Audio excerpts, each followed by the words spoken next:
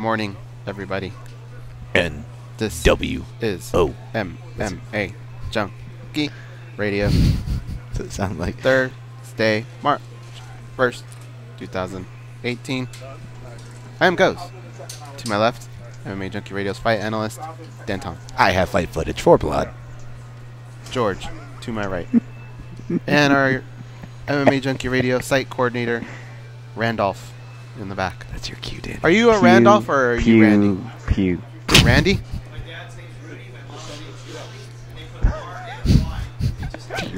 Something like Hans Gruber saying ho ho ho. Now I have a Randy. Pew. That's what Pew. I was going Pew. for. Pew. Pew. Pew.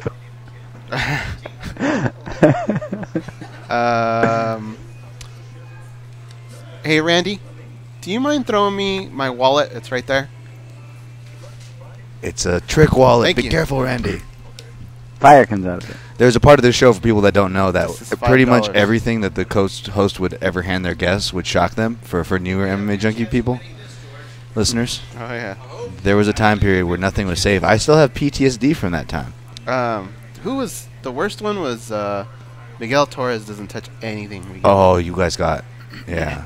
The worst Coming up reactions in a came minute. from Miguel Torres and Rashad Evans. Opened up a box that had a rat that pops out and touches you, and he freaked out. You want to touch it? That was when he was like at the. He might have even been champ at that time. What else? We used to have all kinds of gags in here.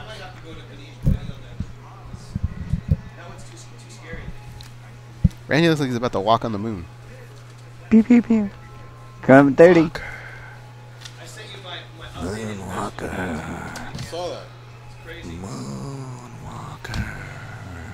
Oh, Dan, you're on the mic. Say hi, Danny. How was your dumb show? Hi, yesterday? Danny. My dumb show was pretty good yesterday. They made us a signature drink for the show, and we discussed it on the air while I drank it. What's your signature drink? Glad I didn't make that drink. We don't have enough time. I'll talk about it later. Stand by. Bet you can't have that many ingredients.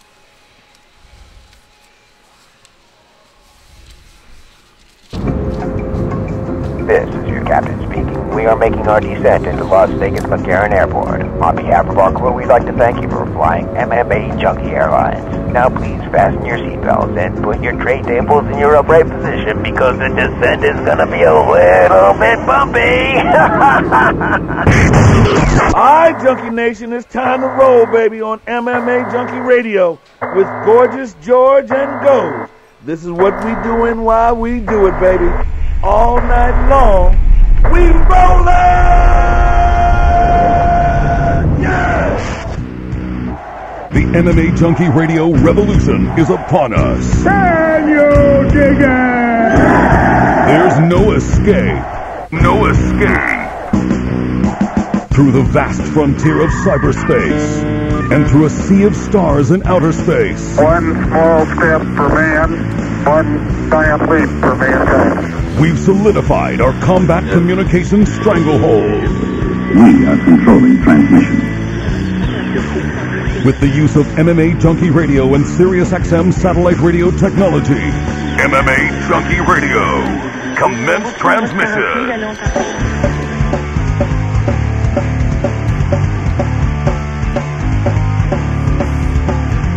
Live from MMA Junkie Radio HQ in the fight capital of the world, Las Vegas, Nevada. Here are your hosts, Gorgeous George and Goes. From the fight capital of the world, inside the beautiful Mandalay Bay Racing Sportsbook, you are listening to the MMA Junkie Radio Show, the only show that matters. I'm your host, Gorgeous George. With me, as always, is the devious and dastardly Goes. Our co-host to my left, it's the fight analyst, Dan Tom. Back east, handling all the producing duties, Danny Otto. And our site coordinator, Randy, from San Francisco, is chilling with us this morning.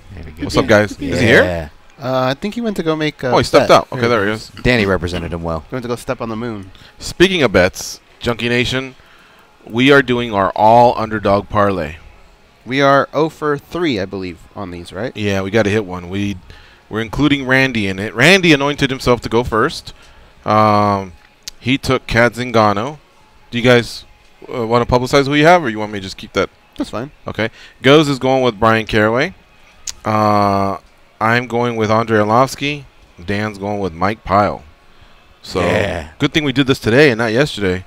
At least for Dan and Goza's picks. But aren't we? Because our guests were in studio. But we're realizing that we're taking the underdog and we're taking a hunch. This is a hunch, you know. But aren't we doing something we're not supposed to do? Four? Well, that I've always applied that in games that have a -110 on each side. I mean, look, that's like big time betting or whatever. That's not like for what we're doing, $5 each. That's like no big deal. But yeah, what we could do, I mean, technically, is do a 3-teamer, and then if it hits, like, what's the last fight? Let me see, Arlovsky and Struve. Is this how the card goes? They're the more than likely in the middle, yeah, whatever. Hold on a second, I'll tell you exactly. Okay. All right, the way the card is playing out is the following. I hear Despacito. Okay. Where's that coming from? Yeah, Not so me. Arlovsky is the last fight to go. So what we would do is go up and say, give us Zingano, Pyle, and Caraway. And then when they pay us back, we put all of it on Arlovsky. But that's only if we're standing here. You see what I'm saying? And since we're in America, we don't have bookies, therefore we can't be making these calls or nothing like that. This is for the overseas audience, the ones that can make these types of calls and make these types of plays. But yeah, if we were here on Saturday, then that's what we could do, is just rush up and put it all on Arlovsky. So, all right, put that over there. I will say, though, Actually, I'll keep it here just for the show, and then we'll put it with the $5. Just I think it's a good caveat, a reminder what George said. This is for fun. That's why it is underdog parlays, and I feel obligated to say, as a resident guy who puts out a betting article, betting on MMA is a madman's game, but if you are going to do it, parlaying, you're going to decrease your chances. Straight plays, if it's within range, is going to be your best bets, if we're being honest. And if you are going to parlay, kind of layering the caveats here, if you are going to parlay, I like one of the classic models I'll cite, another one GG cited, where you'll sandwich, your most, I like to do, you get your most confident dog, and you sandwich them with your most favorite parlay pieces, favorites and whatnot. I mean, if you look at the sharps, people who are out there consistently, what they're doing is they're pairing 2 favorites or 2 angles on a play within moderate range, and they're getting maybe plus 105 or plus 10, and then they're just doubling their $100, and maybe coupling it, hedging it with some straight plays around the board, and that's kind of the more if you're serious about going about it. But if you want to roll deep with the junkies, we got the dog picks for you. Yep. I mean, there's a lot of fights that are, other than the Cyborg line, everything else is pretty tight. Mackenzie Dern's a big favorite, and I don't know that she should be. Look, I mean, obviously, get it to the ground. Mackenzie's pretty solid, but does she really have this world-class wrestling where she's just taking people down, no problem? What if she can't get the fight to the ground? Then what? Is she really that much more dominant than Yoder? I don't know. I agree with her being the favorite. That seems like a lot, but other than that, we have to get to Otto and Pyle and Jordan Johnson and Adam Milstead to see huge favorites. We called a fight for Ashley Yoder at Bama. And do you remember she even had like a huge cut, and the girl just couldn't put her away. She gave her everything. She was hitting her with elbows, punches. I don't know that. I know on that side, Ashley Yoder is not going to fold. I don't know on the Mackenzie Dern side what's going to happen if she gets hit with these elbows, if she gets hit with knees, punches. I don't know how she's going to react. And because of that, I just can't go with that high of a line. A lot of it, I think, is just hype. She's good, but she's not battle tested. She's undefeated. Right? She's popular. She's on embedded, but I don't know if she's a minus 400. Yeah, the question for me in that fight is going to be Yoder's stand-up, because I think the popularity definitely plays a factor into the line, but there's also a stylistic intangible there. I think they put certain matchups together for a certain reason. And I think the reason why the line reflects that is because Yoder, traditionally, she relies on being in, I believe her nickname's a spider monkey. She loves being in scrambles. She likes being on the ground and in grappling exchanges. That's how she kind of gets it done. So now she's forced to cross that bridge against, the better submission artists on paper. So I think stylistically, that's what the line represents. But that doesn't change the fact that you guys are right. It's not tested. She's not tested in the other areas. She had a flash of brilliance by catching a girl with a hook in her last fight. But yeah, there's gonna be a lot of questions for both those girls standing, I think. And how about Chris Cyborg at minus 2,000 here? My if you're going to bet Chris Cyborg, you may want to shop around, because I thought I saw minus 1,600 earlier in the week. Or it could be that across the city, she's just a minus 2,000 now, but she's a minus 2,000. And Yana Kunitzskaya is plus 1,000. I can already hear Dana White doing the rounds of interviews and saying, you never know, in MMA, things can happen, because that's really all he's got. Anybody that's, a regular morning show that has an audience and he's trying to promote ticket sales, the first thing they're going to look at is go, you got possibly the greatest female fighter ever fighting at 145, and the other young lady's coming up from 35. How was this fight made, or how did she get this fight? He really has no answers other than we fucking had a pay-per-view and it was falling apart. We needed to do something, so we called Chris Cyborg while she was in Europe. I think she was in Paris at the time or something like that, and paid her a boatload of money, and we moved this other young lady up. I mean, Kunitzskaya is not even a top 5 bantamweight. I don't even think she's a top 10 bantamweight. Like, they just literally grabbed her and said, you! Here's what I would do. I would say, guys, it was not that long ago that Cyborg faced a girl named Urena Bars, who everybody said the same thing about, and she took it to Cyborg. But that'd be the only thing I could make. You know what? Make up They should have just got Urena Bars. That'd been awesome. Right? Yeah. Hey, Urena, you fought MMA before. I don't know if she's been fighting frequently in Muay Thai, but you have this. I mean, unless they thought, ooh, but you're right, Urena Bars may beat her. I mean, I don't think they want to protect Chris, because Chris is, like I said, the best female fighter right now on the planet. But that actually would have been a storyline, a chance for Chris to avenge a loss. I think it's going to happen eventually. And if Urena even looks good, I mean, guess what? We just introduced another featherweight to the UFC stable. And we built towards a trilogy somewhere down the road. Not an MMA trilogy, but a combat sports trilogy. I think it'd be the first time you'd see a little bit of fear in Chris Cyborg. Oh, yeah. I think she would say, I really need to get rid of this girl fast because I don't want a repeat of what happened in Muay Thai. Yeah, for sure. That'd be awesome. I 100% would rather see that. But as far as the line goes, what's interesting is I think that line is definitely reflective more of the narrative than the skill, because I actually think even under these circumstances of short notice, Yana Kunitzskaya has a much better chance than some of the other girls that she's fought. I don't want to name names to be rude, but even more recent relevant girls that she's fought. And the odds makers were not, and public weren't giving that deep of a line. So that is kind of interesting because, Kunitzskaya, it seems to be in shape all around. Has been training consistently at Jackson Wink since her last fight. Being a training partner for Holly Holm was one of the main training, partners for her. Picked up an Invicta bantamweight title in the meantime, and not including the one with Tanya Evinger. That was the whole kerfluffle with the armbar, and then of course Evinger beat her, but she actually went back and picked it up. So. I mean, we'll see, but it's hard when it just feels like this is the price of admission to get into the UFC for some girls, is you have to go past the cyborg. Yeah. Minus 2,000, George. I want you to put that in perspective for people who bet, say, basketball or football. If this were basketball, what would the LA Justinos be versus the Houston Kunitzskayas? Is that like a minus 25 or something in a basketball game or in a football game? Like what would that, what's minus 2,000 in an MMA match if you were to make it equivalent to like a football game? Is it still okay to pick on the Cleveland Browns? Yeah. Okay. Cleveland Browns. They don't know anything else. All right. I'll put it to you like this. Even the Cleveland Browns, what are they, like plus 17 sometimes against? It would be something like this. Mater Day, my alma mater, against pretty much any public high school. Oh. In football. Shut up. Or basketball. Maybe Just not basketball. There's some good schools in LA, but in football. But if you want pros, it'd be.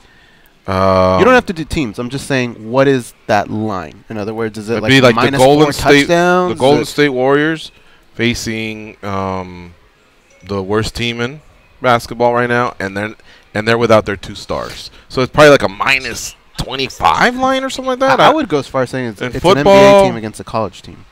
Yeah, maybe something like that. In football, it could be, I don't know, because sometimes I don't even look at those money lines. Oh, you know how sometimes it'll be like Alabama against Appalachian State first week of minus 42? Yeah, minus 42, 48, maybe something like that. You'd have to construct like a team of like 5 Luke Longleys to get that odds on a basketball team, like going against somebody. I'm not picking on Luke Longley there, but there's your random brother. Yeah, that's probably the best thing is an Alabama versus a Appalachian State or something like that. Isn't Appalachian State the one? Didn't they beat someone one year, right? They came out of nowhere. Was it like Michigan or something like that? They may have, but we also have to take one on the chin because USC was one time either a minus 35 or minus 38 against Stanford.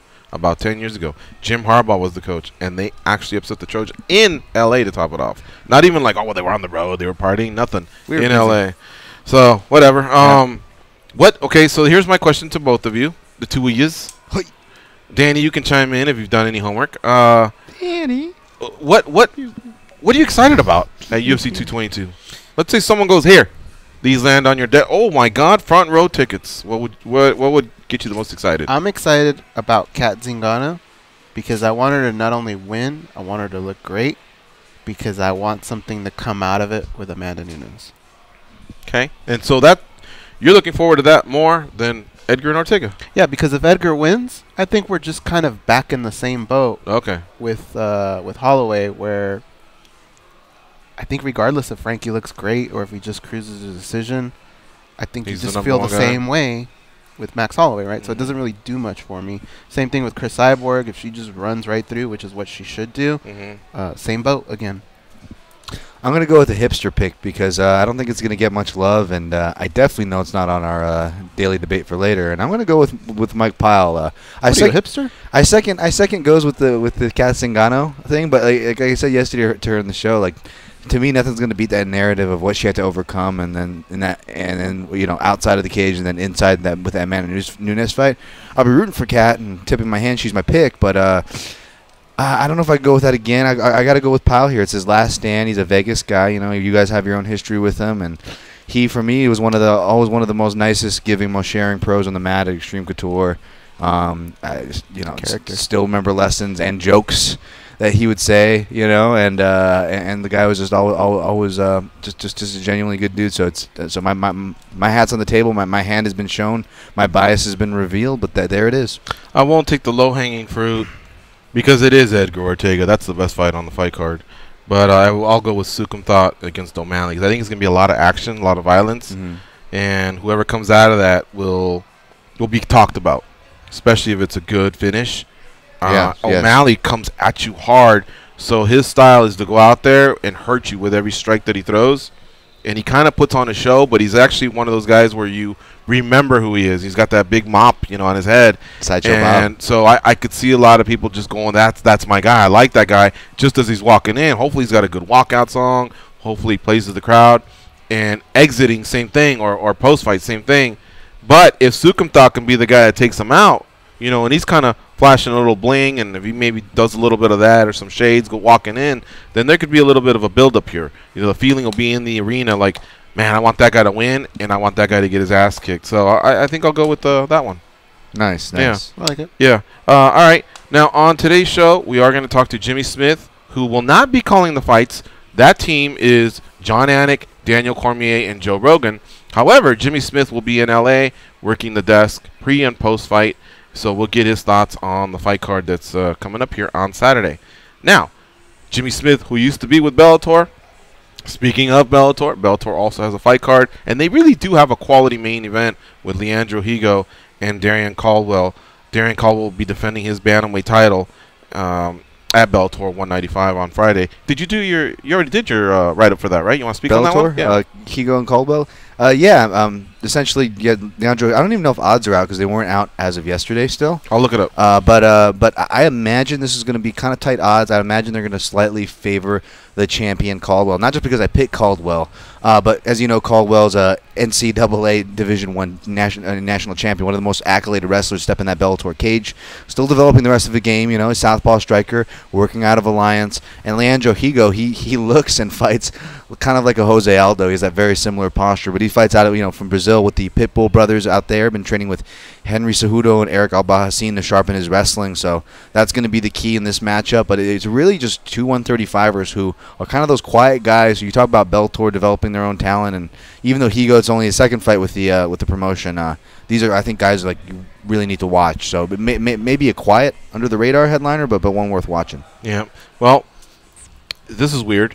UFC 222, plenty of odds there. Cage Warriors 91. Odds are up there. Okay. KSW 42. Whoa. The odds are up there. My goodness. And we have no Bellator 195 odds. Well, I'm not crazy. That's bizarre. Yeah. But I have to believe Caldwell's a favorite. He's really solid. His only hiccup was Ty Maglia, I believe, submitted him. And other than that, he's only got the one loss. He's got a great wrestling game, and he's just big for that weight class, man. So he goes, it's not going to be easy for him if he wants to become a world champion, but the possibility's there. He's 16-3 overall. He's no slouch. Comes from a good camp. Earned his shot. So that fight's there. But our other guest will be Mark Henry, coach to Frankie Edgar. He will actually be in studio, so it'll be fun to pick his brain, not only about Frankie Edgar, but some of the other fighters that he works with, including Edson Barbosa and Marlon Moraes, and your boy, Zabit. Zabit. Yeah. He told one of the greatest street fight stories ever on this show. Zabit? No. Oh, Mark Henry. Okay. Which one was that one? The parking garage. Oh, boy. Refresh me. At the airport, he left his car, and then he ended up fighting the attendant. Did it sound like he had any more? Maybe we'll get another one. I think he did. Yeah. It was good, though, but we had to pull it out of him. Oh, really? Yeah. Yeah, because he's a Christian, and so I'm sure he's also served for a country, business owner back east. So maybe you're right. We may have to do a little coaxing or something, but I mean, this guy is really one of the top coaches out there. He's proven it because of how not only does he have a solid stable, but that stable's grown under him, and he's gone to great heights with all of them. And he's been consistent. And then you hear others talk about just how immersed he is in strategy, game planning, the careers of all of his guys, how passionate he is. He'll stick up for them anytime you attack them. Most recently with Conor McGregor.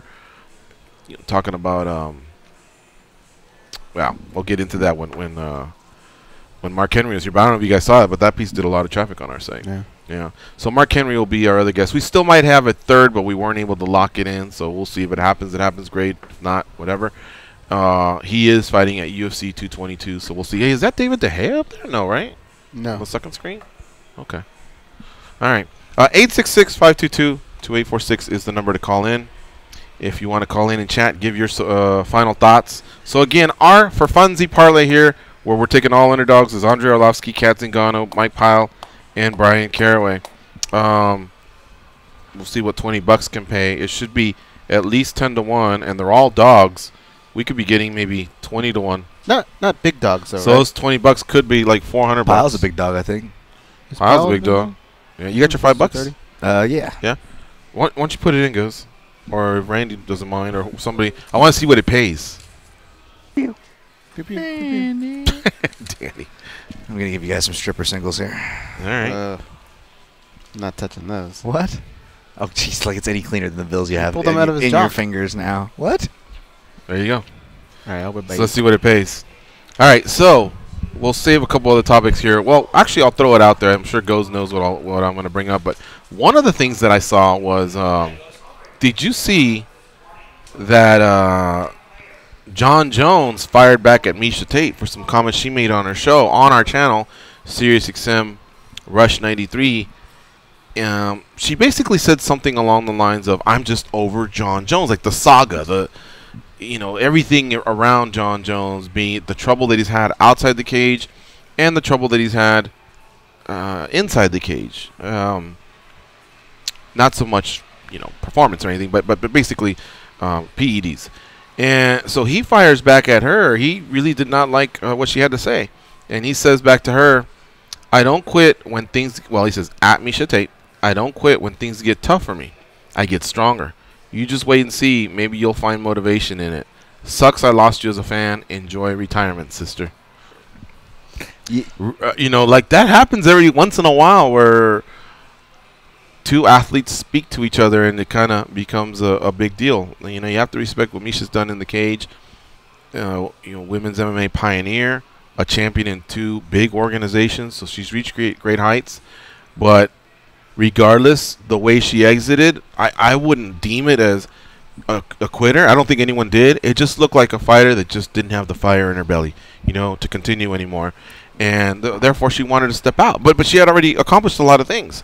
Now, what she said, I haven't listened to the whole thing. I just kind of read, the quotes that was put together in the story that was done by my man here, Simon Samano. But I guess he may just feel, wow, everyone's burying me when they're supposed to maybe be pulling me up, giving me a hand. Is that how you took it? I don't know. How do you take it? I didn't take it that he was firing back at all. In fact, I thought it was classy the way he responded. Because but he said, "I don't quit when things don't go right." That's a jab at her. If you take it that way, yes, and that's how I initially read it. But then, kind of reading it back over, I think he was more of a speaking more inward, speaking more to himself to pump himself up. That I just don't quit. And I'm not saying that it is. I don't know that because I initially read it like you. That's why I'm asking because I'm sure people took it differently. And secondly, let me stop short of defending him or praising him because I don't want it to sound like that. Because what makes this ironic is that if he was. Well, it really doesn't matter if you meant one or the other. That's a well-written response, right? Mm-hmm. Well thought of. Where was this at the hearing? Where was the taking the high road, if that's what he's doing? Where is the well-written responses and the well-composed? Where was that prep work? It feels like we put more prep into composing that tweet than what was done for his trial. That is my problem when I see that tweet. It's not so much Misha or John. It's like, where was that prep and professional and like taking the high road? Like those would have been great to get some favor on your side. Maybe lower that. I didn't hear everything that went on in Anaheim, but what kind of stuff was he saying? Like when he admitted to having the managers do his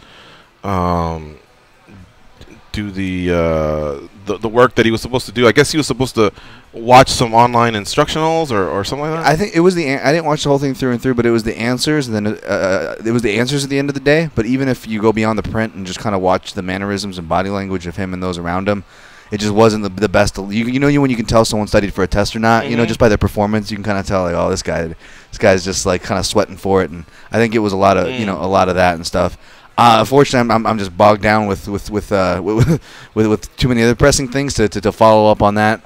So, well, what you think about when she says, "I really don't care at this point if he comes back"? Do you agree with that? I mean, do you care? What I was just saying, I was about to say, I guess, because I'm not sure how volatile she meant it, so I want to preface that. I'm like you, George. I didn't get into the whole Misha's end of it, but in the sense of, I'm sure Misha, she's got her own show, she's got a kid, she's got her own, things she's doing with the sport, how she's still involved.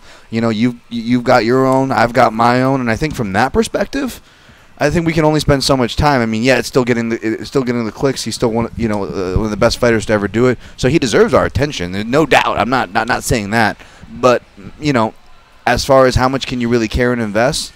I could see that. I mean, is that how Misha meant it, though? I don't know. I mean, but do you care if he comes back or when he comes back? Or are you just kind of like, whenever it happens, just let me know and I'll start breaking down his fights? Yes. At this point, I could care less. Like, I don't know. Put it this way. It's the same saying what we say about fights with the injury bug, right? It's almost like you can't get excited until they almost get in the cage, right? The same thing for this. Now, there's no really getting in the cage, but there is the USADA suspension. That is the looming. That is the hammer that goes down. So until that quote-unquote official, so long as USADA remains to be official in our sport, I'll wait for their word for it, whether we like it or not. Do you care about when John comes back? We're talking about the exchange he had with Misha Tate. No. I don't. I'm done with Jon Jones. Like her. You're over it too? Yeah, he's a phenomenal fighter, and if he comes back, there's a lot of steps that you have to get through before you can actually enjoy it. Mm-hmm. They could say he's back. Great. They could give him a fight. Is he going to show up? He can fight. Is he going to do it legally? There's so many hurdles that you need to cross before you could even be a Jon Jones fan that I'm just over it. Same thing as breaking down Nick Diaz fight. And when it happens, who Nick could fight. Until I hear him. And when it happens and the fight happens and he wins and he's clean, you're back in business? Sort of. Yeah. But even then it's like, is he just gonna tie up a title? What is he gonna do? Like, he has to be consistent. I probably wouldn't be super excited until I saw him fight maybe 3 times in a row without issue. Mm-hmm. It's funny because this type of situation is what. Oh boy, we got to go to commercial soon. I'll say it fast. This is the type of situation that scares a lot of young MMA media out there, because if you are too over the top, this is a worldwide sport, but a close-knit group. You know what I mean? Yeah. And you saw how John pointed out to Luke Thomas, "I don't like you," once, and basically, I guess probably will never do his show. Not that I don't think Luke loses sleep over it. But again, I think this is an example of a lot of media out there, when they do come over the top hard, like a Skip Bayless or a Stephen A. Smith, to make their point, to make their mark in the sport. This is where, in our sport, someone's listening and then they come back and So now, what will she do? It'll be interesting. We'd love to have her on the show and ask her if that's just her. That's just her, and she may not even care either. She may not be losing sleep either. But I know there's a lot of people out there that do think about a situation like that. You know, I will just say, to answer the question, I think you guys kind of almost summarized it perfectly. There's a lot to get to before we get to him, and personally, his credit is just, it's not 850. It's not even in the 700s.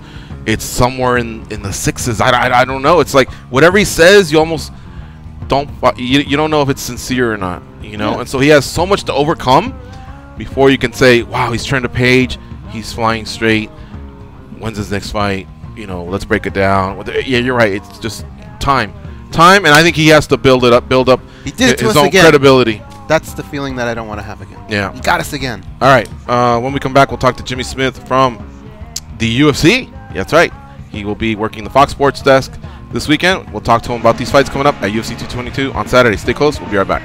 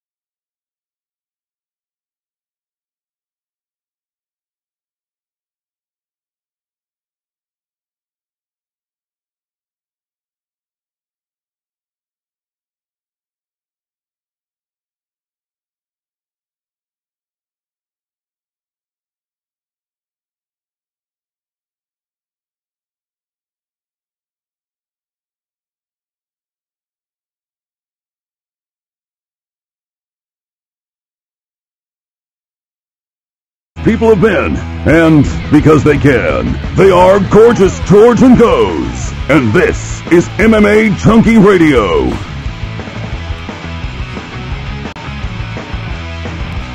The Jim Rome Show is now on SiriusXM weekdays at noon Eastern. Catch The Jungle and the rest of the CBS Sports Network on Channel 201 and on the SiriusXM app. That SiriusXM app also houses the MMA Junkie Radio Show, commercial-free and in HD quality. Time for the daily debate. Y'all ready? Let's do it. All right. Today's at MMA Junkie Radio poll question is, what intrigues you the most about hashtag UFC 222? That's like Twitter talk. I got to say it that way. These are the poll answers here. Cyborg versus Kunitzskaya, Edgar versus Ortega, Kat Zingano's return, or Mackenzie Dern's debut. Goes. Kat Zingano's return. I want to say that if you're going to watch a UFC pay-per-view, the main event is the big draw. But we kind of know what's going to happen here. I think based on the odds, minus 2,000, not too interested in that. The co-main event, great matchup, but again, we could be left with just where we were before all this started. There's not very many storylines coming out of the top two fights. However, the storyline that I'm intrigued by, Kat Zingano has a win over the current champion, and if she looks great on Saturday, that's going to build a new storyline that I can look forward to. Dan Tom? Boy, of these four options, it is hard not to go with the one right in front of me, which is Edgar and Ortega. There's so much to know about this one as far as where's Edgar at? Does he still have it? Does Ortega, does he have enough to be the next guy? It sounds so cliche of a crossroads fight, but in a weird way, it is kind of a crossroads in a certain sense as far as the trajectory of where these guys are going. That's what I want to see. Co-main event, count me in. Well, most agree with you. 76% had Edgar versus Ortega. Okay. 6% went to Cyborg versus Kunitzskaya. 9% went to both Kat Zingano's return and Mackenzie Dern's debut. But I think it's pretty painfully obvious that's the best fight by far, Edgar versus Ortega. So you're just going to see a clash of skills. But how about the fact that you got a guy who a lot of people want to show him the exit door? Like, hey, you've done your time. You were former world champion. You had your runs. And this is the young guy, Brian Ortega. But yet Frankie Edgar kind of gets better as he gets older. So it'll be interesting to see just if the tides turn a little bit in that division, if we could have a new matchup for Holloway, because if Ortega wins, I imagine that's the matchup going forward, or if it's preserved by Frankie Edgar doing what Frankie Edgar do, and that's stifling a young guy and telling him, today's not your time. Now, that said, the return of Kat Zingano was a close second for me. I'm excited because I just think she could be a really, really big player at bantamweight. I think she's got the look. She's a finisher, like we noted in our in-studio interview with her yesterday, and she just hasn't fought as frequently because of injuries and personal setbacks, and family things that have happened. And so, therefore, I'm really, really excited for her return. So that was a close second goes, but I'm going with Edgar Ortega. And there's your daily debate for today, brought to you by the MMA Junkie Radio crew. All right, so we're going to bounce out right quick, and we're going to do one more break. And then when we come back, we'll take Jimmy Smith from Fox Sports, and then we'll cruise all the way to the finish line at the top of the hour. It's MMA Junkie Radio on SiriusXM, Rush 93.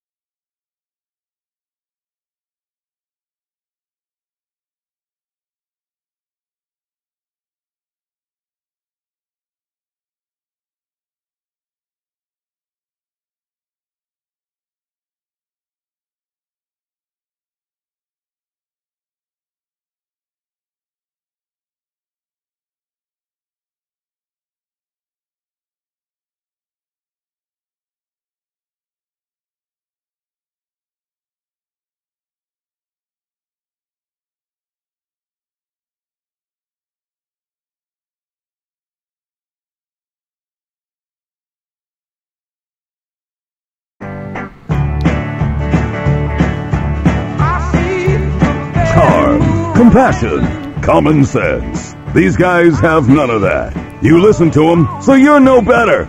I am awesome, though. They are Gorgeous George and Goes. It's the Impossible Springsteen ticket, and we're giving them away to SiriusXM subscribers. SiriusXM's E Street Radio is filling all the seats for the March 14th performance of Springsteen on Broadway. Grand prize winners will get air, hotel, and tickets to this exclusive show. For official rules and to enter, go to SiriusXM.com/Springsteen. No additional purchase necessary. By the way, our parlay, as we await for our guest to call in, our parlay that we mentioned earlier, just for funsies, it's only $5 each. Arlovsky, Zingano, Pyle, and Caraway, 20 pays $8.68. Jimmy's Not bad, right? Yeah, not bad. And all we had to do was take 20 paces up here to the Mandalay Bay Sportsbook, and we did it legally. So how about that? We said, here's our money. Yep. All right, so our guest is ready to go. He will be working the Fox Sports Desk this weekend. And let me tell you about everything they have going on. So tomorrow at 7 Eastern, all these will be Eastern time zone plugs, is the FS1 UFC 222 weigh-in show. And then on Saturday, we have at 7 p.m. Eastern the FS1 UFC 222 pre-fight show, followed by the prelims on the same channel, FS1 at 8 p.m. Eastern time, and then at 1 a.m. Eastern time, when the fights end, FS1 is the place to go for the UFC 222 post-fight show. Jimmy Smith joining us here on the show. Are you excited about Cyborg versus Kunitzskaya, my man? Dude, cannot wait, man. Cannot wait for it to be another great show. Yeah. Is it like going to be destruction either way? Because if Kunitzskaya is going to win, I mean, maybe she's going to have to land some heavy artillery. So you think it can go the distance with these females that know how to strike? I think if Kunitzskaya wins, it might go the distance, simply because I think in order to be successful in this fight, she's got to stick and move. She has to get in and out. She has to anger a lot. She has to constantly be on her bike and frustrating Cyborg. I think she stands toe-to-toe. We all know what Cyborg does, man. She's a wrecking machine. So I think the finish is more like to go Cyborg's way. I think we do see 25 minutes. Kunitzskaya, I think that's her key to victory, is frustrating Cyborg and not making it into a gunfight. In the co-main event, Brian Ortega versus Frankie Edgar. I mean, we lost Holloway Edgar, but man, what a matchup for the UFC to rally and put this together. I'm really, really digging the co-main event. Probably the most out of any fight on the fight card, if I'm being honest. Yeah, no, that's what I'm looking forward to most, man. What's not to like about Frankie Edgar? I mean, the dude's just a warrior. He'll take on anybody, anytime. He always has great pacing. He's incredibly well-rounded. And he loves taking on the young bucks who think he might be slowing down and showing them to be still, not just a force in the division, but maybe the best in the division. And Brian Ortega, I mean, 13-0, 27, right in his prime, young, hungry, confident, thinks he can beat anybody. Well, now he has a chance to prove it, So it's one of those crossroads kind of fights that you love seeing. Will Frankie Edgar still be the man heading toward his title shot, or will we have a new star in Brian Ortega? It goes, it goes either way in a very, very sharp way. You know what I mean? The winner of this fight is really in great shape. Jimmy Smith, our guest here on MMA Junkie Radio. He is a Fox Sports analyst this weekend, working alongside Rashad Evans and Karen Bryant as they will be talking about this UFC 222 card that is upon us here this weekend. Also, the return of Kat Zingano. Here on the panel, we're pretty excited about it. We had her in studio, and she looks like she's ready to go. Even though it's been a while since we've seen her, she says she's been getting better, and she's keeping pace with the champ, who, by the way, she holds a win over. Yeah, exactly. And I think that time off can really refocus you. You can kind of heal from all the injuries, kind of get your head straight, get your mind straight, and decide if this is really what you want to do for a living. And you come back and you're, a laser-focused Kat Zingano is incredibly scary, and we know that, and she's taking on an undefeated fighter, somebody she has a lot of respect for. It's not a gimme comeback kind of fight, and so I think she's going to be hyper-motivated for this one. So, Jimmy, I've talked about a few of the fights here. We kind of glossed over them, but the co-hosts here, they want to ask you some other individual questions. What do you have for Jimmy Smith? Well, on that same topic of Kat Zingano, Jimmy, do you feel like because she has that win over the current champion, her road to the title probably isn't as long as most other girls, Do you think there's an added pressure where if she's destructive enough in her victory, she could even jump a little bit further? Does that add even more pressure to this fight? I think it adds some excitement to the fight if you're her. I mean, if you come out and you really whip ass and you put her, and you can put yourself not just back on the map, but yeah, I believe she can get in title contention, maybe be the next one to fight for the belt if she puts on a destructive performance. That's got to add fire to your performance, and I think it will for her. How do you feel Mackenzie Dern is going to feel when she walks out and sees the bright lights? She hears the music, things that we've all seen the UFC put on. It's just a different production. What can she do to not be overwhelmed? Get the fight where she wants it. She's been doing jiu-jitsu for so long at such a high level, she could do it in her sleep. And so to me, I think a lot of the nerves of fighting get overcome when you're in your comfort zone in the fight itself. You know what I mean? Where if she gets down in jiu-jitsu, I don't think anything could make her panic when she's on the ground. I don't think anything could make her panic when it comes to her technique, her transitions, her finishing ability. Get the fight to the ground, and that mentally slows everything down. You forget about the lights, you forget everything around you, you focus back on your technique, and that's going to be automatic for her. So I think the first thing you can do is get this fight on the ground and slow it down. Dan Tom, our fight analyst, he's got some questions too. What do you have for Jimmy Smith? Hey, Jimmy, you're back on the desk analyst duties for this weekend. And by the way, as for your commentary duties, you did great on the desk too. But can you talk a little bit about that? Because anybody familiar with your work knows you can call fights, and that's all great. But we got to kind of see you on the desk, and it's a little bit of a different environment, right? You're more in the pocket. It's more of a different kind of package. How was that experience for you transferring?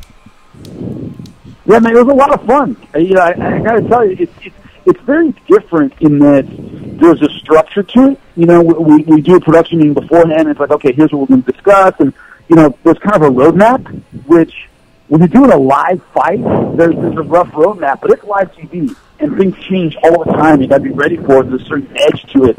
The desk, I get to loosen up and have a little bit more fun, and you know, I've known Karen Bryant for a long time, so it was fun to actually get in there and actually, you know, work with her for the first time, but I love doing it, man. The ability to break down and analyze and have a little space to run with it, because you're always, when you're calling a live fight, you're always constricted by whatever's happening in the fight or whatever we have time for live. With the desk, we have a little more time to kind of get into the real heart of the fights and really break them down. It's a lot of fun for me. Yeah, well, I really enjoyed, especially with your commentary style, because for people that don't know, you obviously actually competed as a martial artist, as a fighter. So a lot of times, you know, you get a lot of lessons taught to you, or maybe you've done some teaching yourself, Jimmy. Maybe you can answer that. But the way you come off in your commentary, you're almost giving a lesson, which is perfect. It's great. It's what I think a lot of people in your position should aspire to do. But I think that translates really well when you're on the desk. It almost feels like you get to have that nice package where you get to present, you know, these great little lessons or tidbits that I think the audience finds useful. Well, I was a teacher. I don't know if anybody knows that. Oh, wow. Okay, well, that explains a lot then. While I was fighting, I worked for Long Beach Unified School District. And so I'm used to having to do that, you know. So it's kind of funny because it's a similar kind of thing. And I had to teach algebra to junior high kids. And so you got to take something comparatively complicated and break it down in a way that everybody understands. So, yeah, I had a lot of experience doing that beforehand. That's funny you mention that, because I personally, for me, a little different as far as academia, where I got it as far as that, but just teaching in general, whether it's martial arts or sports, I find that to be very useful, whether I'm having to write an article. So that's really awesome to hear that. Thanks for sharing that, Jimmy. I guess last question here. You were mentioning Frankie Edgar earlier and these great fighters like this, and I know you're not on the call this weekend, but tell me, I mean, you've been around the game for a while, but obviously new to the UFC side. Are there like UFC staple guys that, you know, you don't get struck or anything like that, but if we're being honest, you're pretty excited to, you know, potentially call their fight?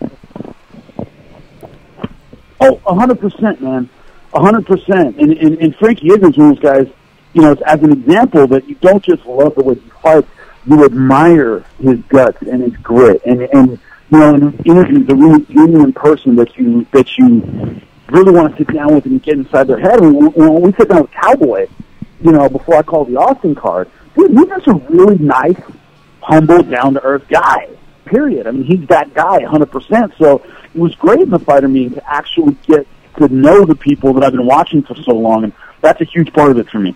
Speaking of the Austin card, it was very nice for Derek Brooks Derek Lewis to kind of give you that intro, huh? Right there, post fight, put you over a little. You know, I was ready for it. I knew he was going to do something, but yeah, man, it's really funny. I get it from the fans a lot. With when I started on the desk and Karen Bryant was like, "Oh, here's the rook, Jimmy Smith, the new guy." I've known her for a long time. Like, people don't understand. Like, you know, they're purposely giving me a hard time out of respect for the fact that, you know, they've known me forever. So a lot of people were like, "Oh, did that upset you?" I'm like, "Are you kidding me? I've been fighting for 20 years. You think I'm, like, sensitive? Give me a break here. You know, I've got to put up with that every gym I've ever been in, dude. All we do is break balls." So, yeah, it doesn't bug me at all. Yeah, I thought he did it perfectly, man. All right, Goes, you had something else for Jimmy?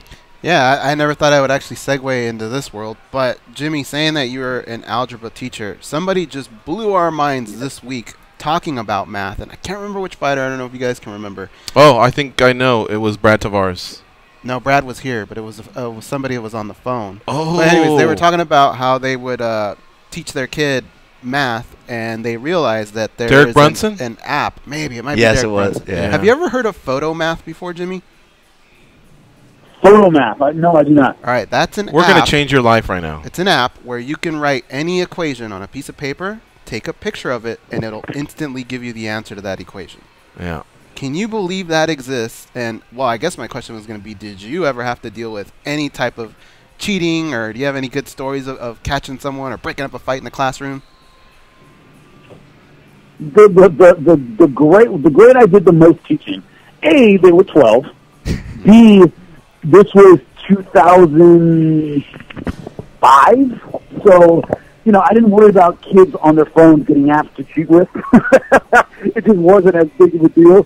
And, you know, they're not that slick. I mean, that's the funny part is, you know, they're in junior high, they think they're slick, but you're like, "Kid, give me that." You know, like, "I see what you're doing. I am not blind. Give me that." And they're, like, dumbfounded that you caught them. You're like, "Guys, I'm, you know, in my 30s. I know how to catch somebody cheating," you know? So it was kind of funny. Like, you know, they are not slick at all, but the weird thing to me, and yeah, I wasn't actually 30 yet. I was in my 20s doing this, and what's funny to me is watching kids go through the kind of things we went through in junior high, and people go, "You know, kids are different these days." No, it's exactly the same. They're going through the same crap. And to see kids go through it, and you're just like, "Look, this just sucks." You're in puberty, all these stupid, you know, chemicals going through your body. You're stuck in school all day. It just sucks. There's nothing you can do that. So you feel for them, man. You really do. When you have to work around kids that age, it sucks. But check out that app. I'm seriously, it'll blow your mind. Photo I math. will check it out. We were giving it really difficult equations, and it was firing right back at us. Now, Jimmy, I do want to ask you something, only because I think it's super relevant to what's going on. What is your opinion of Donald Trump saying teachers should be armed? You just sharing with us that you used to teach. Is that something you would have welcomed, or would most and would most educators, you know, the ones that you used to work with, you think they would have been comfortable in that type of situation? My mom retired this year from Long Beach Unified School District. She's like 35 years. She retires, she's 70. No, I don't want her having a gun in the classroom. No, I do not. I mean, and also you got to remember, we got pushback for using too much paper. We got pushback for we don't have enough pencils. We got pushback for this book is 15 years old. We need a new one. The idea that there are going to be more resources for that, having been a teacher and having fought for those things, it's insane. It's insane when you don't get the basic fundamentals to teach kids, and you're going to add on to that. And by the way, you need to be armed and willing to provide that and provide the training. You don't provide training for the math the kids need to learn in order to function in the classroom. So it's just adding something extraneous and ridiculous to a job that's already incredibly difficult. That's my opinion, having been there. That's a great answer. Thank you very much for sharing that. And we look forward to this weekend. You on the desk with Karen and Rashad. You guys do a great job, and you've done a great job in the Ultimate Fighting Championship. And of course, we've seen you work previous to that at Bellator. So I think the UFC had a great hire, as well as Fox. So thank you for spending some time with us here on the MMA Junkie Radio Show, previewing UFC 222. Hey, appreciate it, man. Thanks for having me. All right, we'll see you. All right, folks, follow him on Twitter at Jimmy Smith MMA, and a big shout out to John Stauffer for making that happen. Jimmy Smith was mistaken. What's that? I don't think he catches us cheating. I think we were. You were pretty slick. Levels. Yeah, I was a great cheater. How about you? I was. I think I would have been up there. I mean, I have one that's amazing. I know that I have one story that's amazing, but I wasn't. I didn't do it too often, and I basically was just stealth mode, look over. I mean, I didn't have the crib sheets like the guys on what's that, School Ties. I didn't have anything like that. It was either just look or guess on the Scantron, because I really believe that I'm smarter than the average bear. It's just that I didn't study enough. Had I studied, slam dunks on all my tests. But because I didn't, I preferred playing with my friends or partying as I got older or doing whatever. I struggled and just missed on certain answers that should have been like tap-ins in golf. You know what I mean? And instead I was like, oh, God, I wasn't paying attention, but I know it. She said it.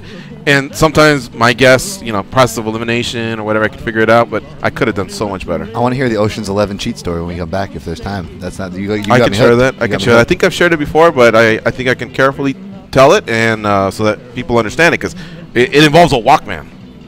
That's how old school that is. You know what I mean? There's a lot of people that are like, what's like that girl in the Apple commercial? What's a computer? What's a Walkman? Geez. I mean, a Walkman is kind of like the early iPods, except everyone's got one now. Back then, not everyone just had one at school, but I was able to convince a teacher who, by the way, they were trying to get to go to our 30-year reunion, and I would have fessed up to him. But he was kind of like a square guy, and he was into classical music. So anyway, I'll tell it to you guys when we come back. And when we come back, we'll have one of the best coaches in the sport of mixed martial arts join us. We'll talk about his skills, everything that he's doing this weekend to prep his fighter Frankie Edgar for that big co-main event against Brian Ortega, as well as the other stable of fighters that he has, and that's Mark Henry. So stay close, and we'll be right back. It's MMA Junkie Radio on Sirius XM, Rush 93.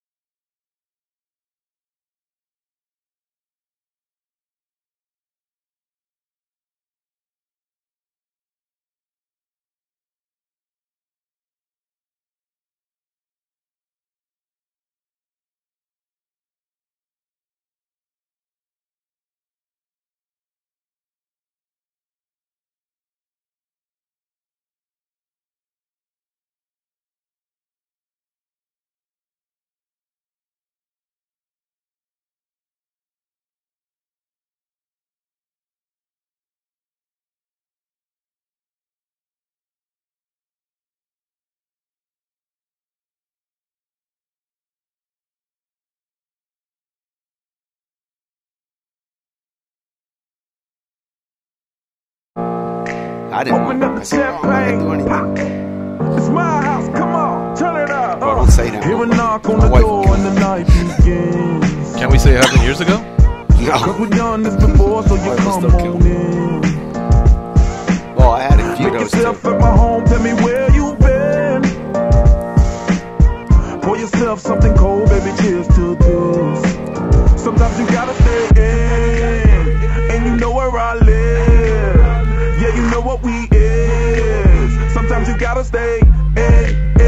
Welcome to my house. All right, here we go. It's the second hour of the MMA Junkie Radio Show. Big thanks again to Jimmy Smith from Fox Sports for joining us in the last hour. And this hour, in-studio guest is Coach Mark Henry. He'll be in the corner of Frankie Edgar, and you've seen him in the corner of many other fighters like Marlon Moraes and Edson Barbosa. The list can go on and on. This weekend, however, it is Frankie Edgar that you will be backing. Welcome back, Coach. How you doing? Thanks so much, man. Hope you guys are doing great. Yeah, we're doing great. We're doing even better now that we saw that big USC hat on your lid there. You're saying your son goes there. Yeah, putting props to my son. I'm so proud of him, man. He's there now at the Marshall Business School, and he's killing it, man. I'm so proud of him, doing things I could have never done in my life. Yeah, but that's an expensive school. Yeah, it sure is. So man. the guys must be paying well, or the pizza business is doing well, yeah, or both. They're okay. both. We just need Frankie to win, man. We got to keep going. The win bonus, right? Yeah. That's one coast to the next. Was USC the main focus, or were there other schools that were in the running? He just always, he just was enamored with the UFC football, Trojans, but also the business school. So it was a dynamic of both, and the weather, and his uncle who lives over here. The weather, yeah. Yeah, we always hear that one too. Yeah, his uncle Vinny, who lives over here, who he's really close with too. So the dynamic of all three. He was. Would that be your brother, Vinny, or my wife's? My wife's first cousin. Who, oh, okay. You know, we're really close with. He's a godfather to a couple of to my daughter, not a couple of my daughter. So yeah, he's awesome, man. And he's not too far from L.A.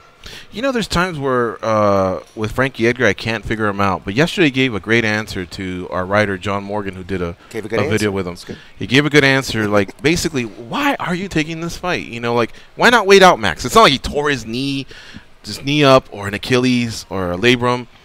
This fight could happen this summer, you know. And he goes, sometimes I just like to do things the hard way, you know. You got to respect that. Kids like a Joe Lunchpail, you know, just tell me who, I'll be there. But you know, a lot of other fighters would dance around that and preserve the title shot and just say, let me know when the champ's ready to go, because maybe it's because they're afraid of losing, or they're thinking dollar signs. Man, this guy's thinking about just kicking someone's ass. Yeah, you know, I'm so proud of guys on our team, and you know, Frankie has made that mold for our whole team. You know, he's definitely old school, and you guys know too. Like back in the day, man, they told you who to fight, and you fought, and you know, and that's Frankie's DNA anyway. Nowadays, man, it's just crazy, and I'm proud of our team and our guys like Edson Barbosa. Nobody wanted to fight Khabib, but Edson wanted him really bad. And he kept coming at him, man. And for 2 years, Edson just kept wanting him, man. And you know, and I respect Khabib to the utmost.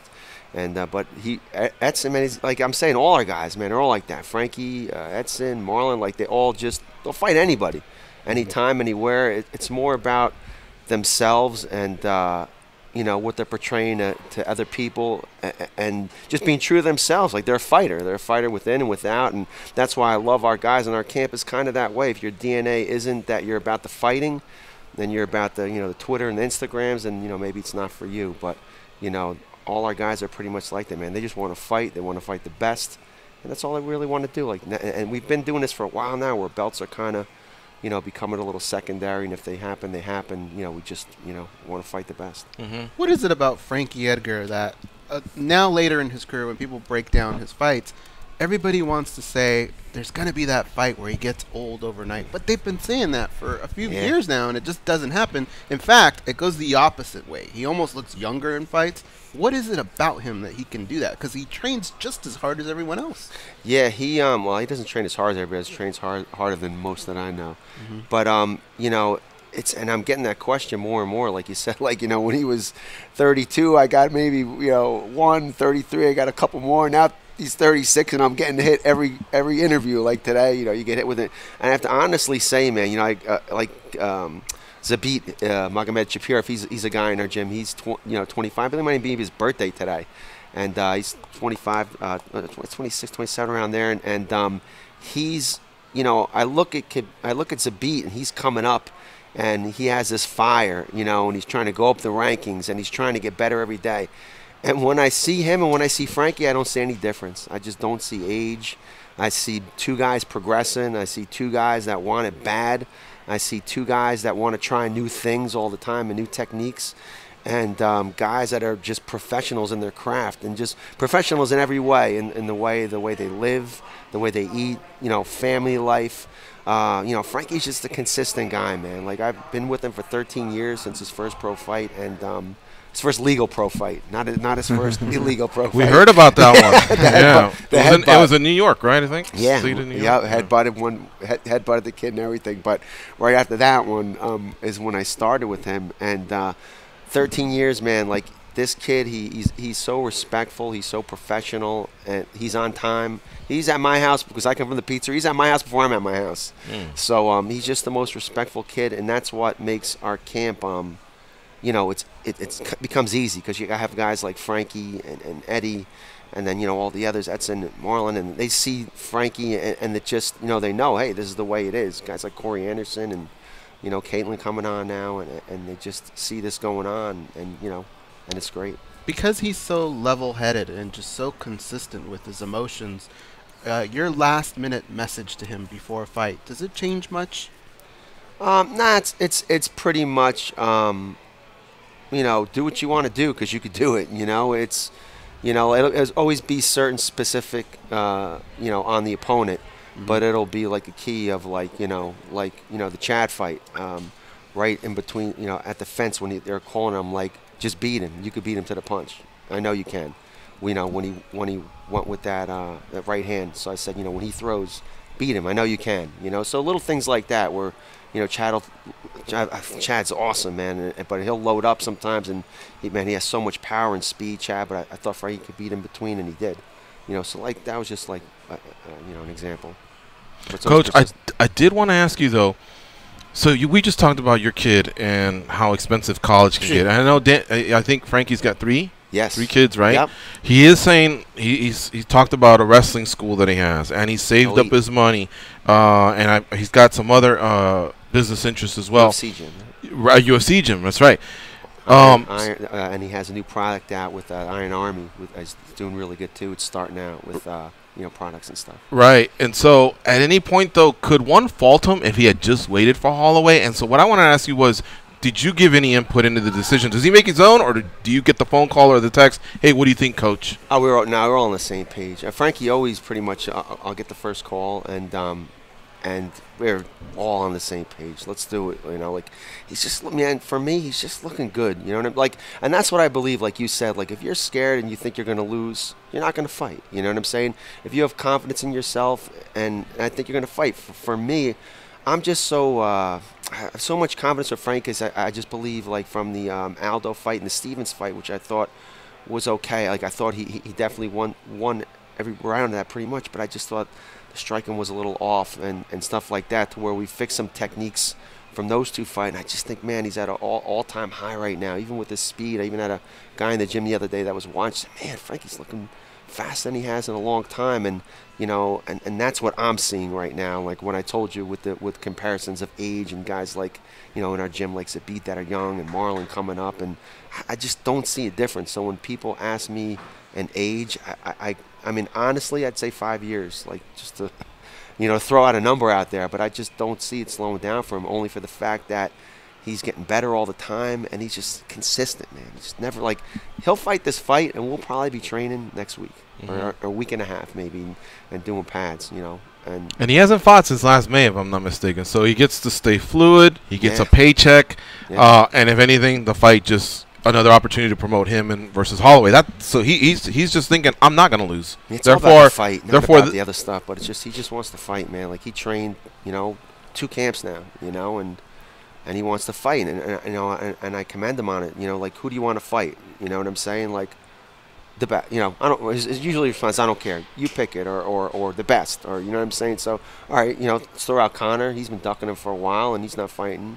He doesn't want to defend his title, so we threw that one out. We saw that post. Yeah, so we threw that one out. Got great traffic?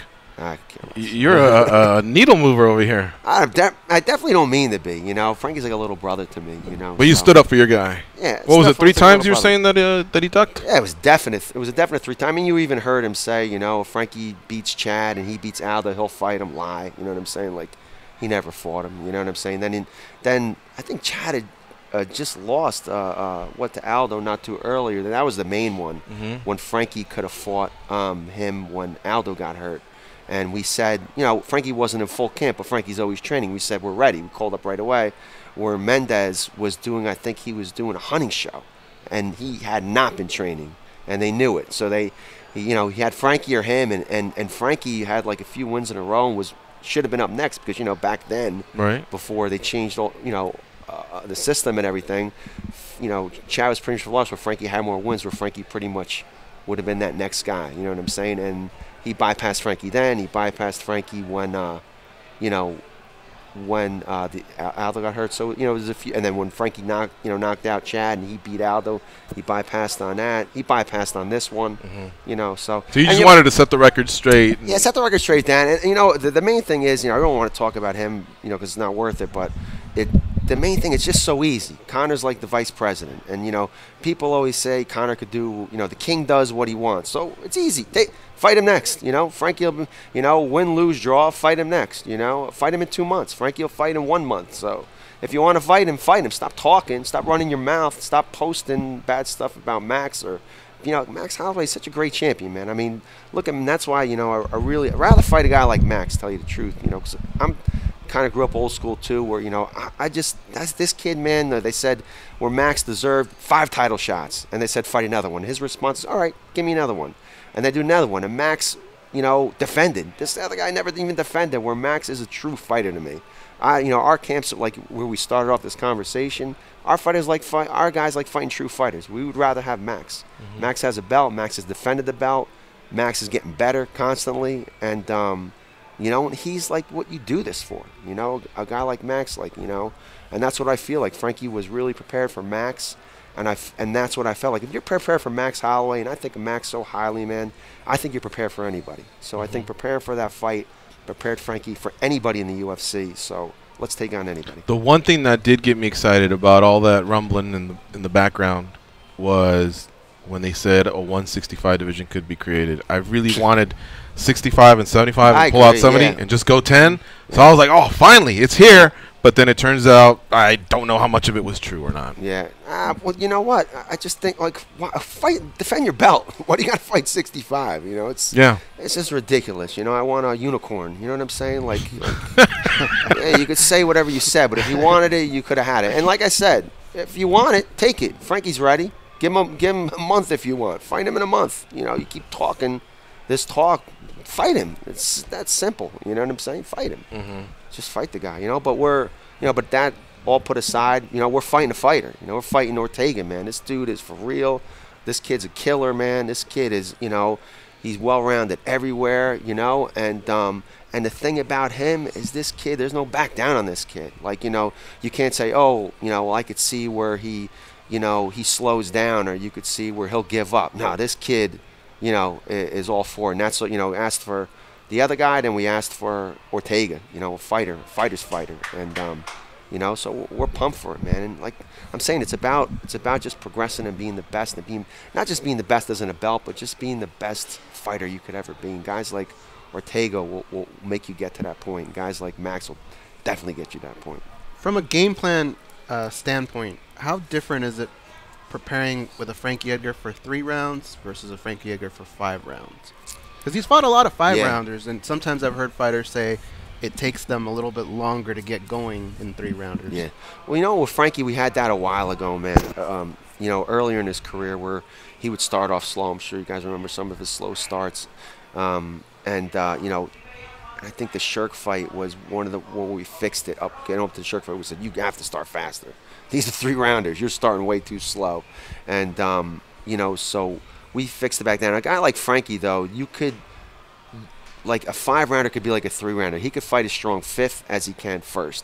So it's always pretty much the same with him. Where some guys, you have to kind of worry. Let's make sure we don't go too all out in the first round, and then they're a little more gassed near the end and in the later rounds. To where Frankie, man, it's we're doing a 5-round fight like it's a 3-round fight because he has the gas tank for 10. Actually, let me have Dan ask you a couple questions because we'll stick on Edgar and then we'll Edgar Ortega, and then you have that other stable of fighters we want to ask you about as well. And I know you're a big Zabit fan, so fire away. Yeah, no, definitely a big fan of watching that guy. I would only imagine what a fly on the wall to be in those sparring sessions. But let me ask you, Mark. Watching a lot of footage, I'm really a fan of coaches like you, very involved, and whether it's in the corners or you could just see through the prep work you do with your fighters for when they get in there. But in matchups like this with Ortega, even though you picked up your share of wrestling transitions to jiu-jitsu, because it all is a connecting piece to your game.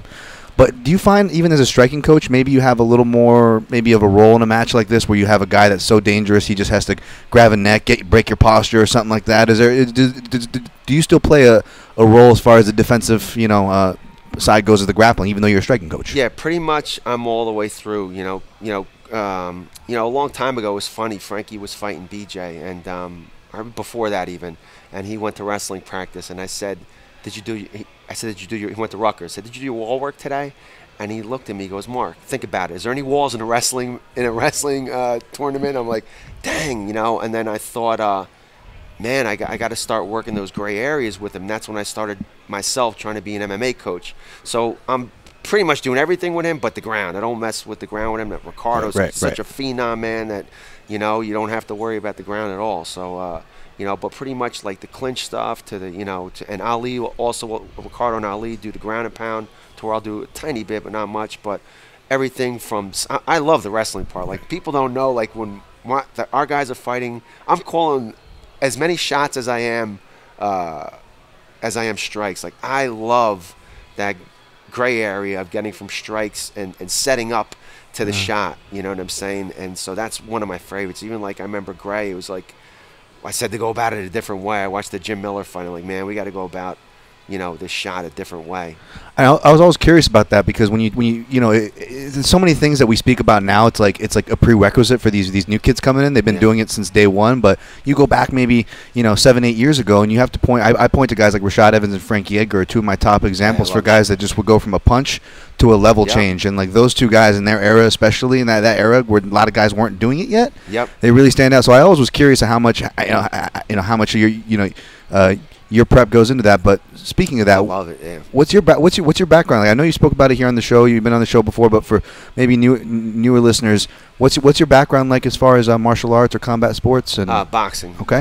Military, right? Yeah, boxed in the military, boxed in Golden Gloves, for like European for European titles and stuff, and so I was totally into boxing, and then I kind of somehow got stuck into this MMA thing.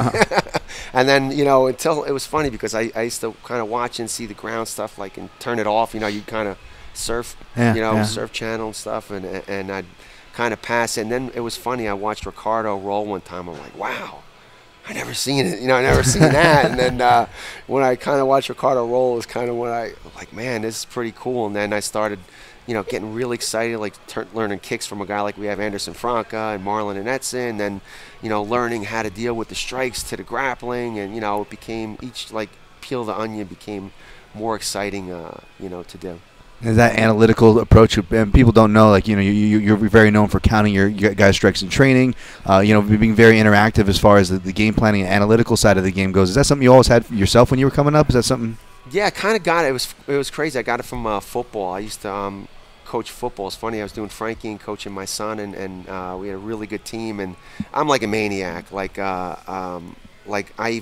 started these guys in spread when my son was like 7, 8 or 9, and we went 6 seasons undefeated because we like a spread passing offense. With a spread passing offense. Is it true you got the offensive coordinator from the Jets to draw up plays for you?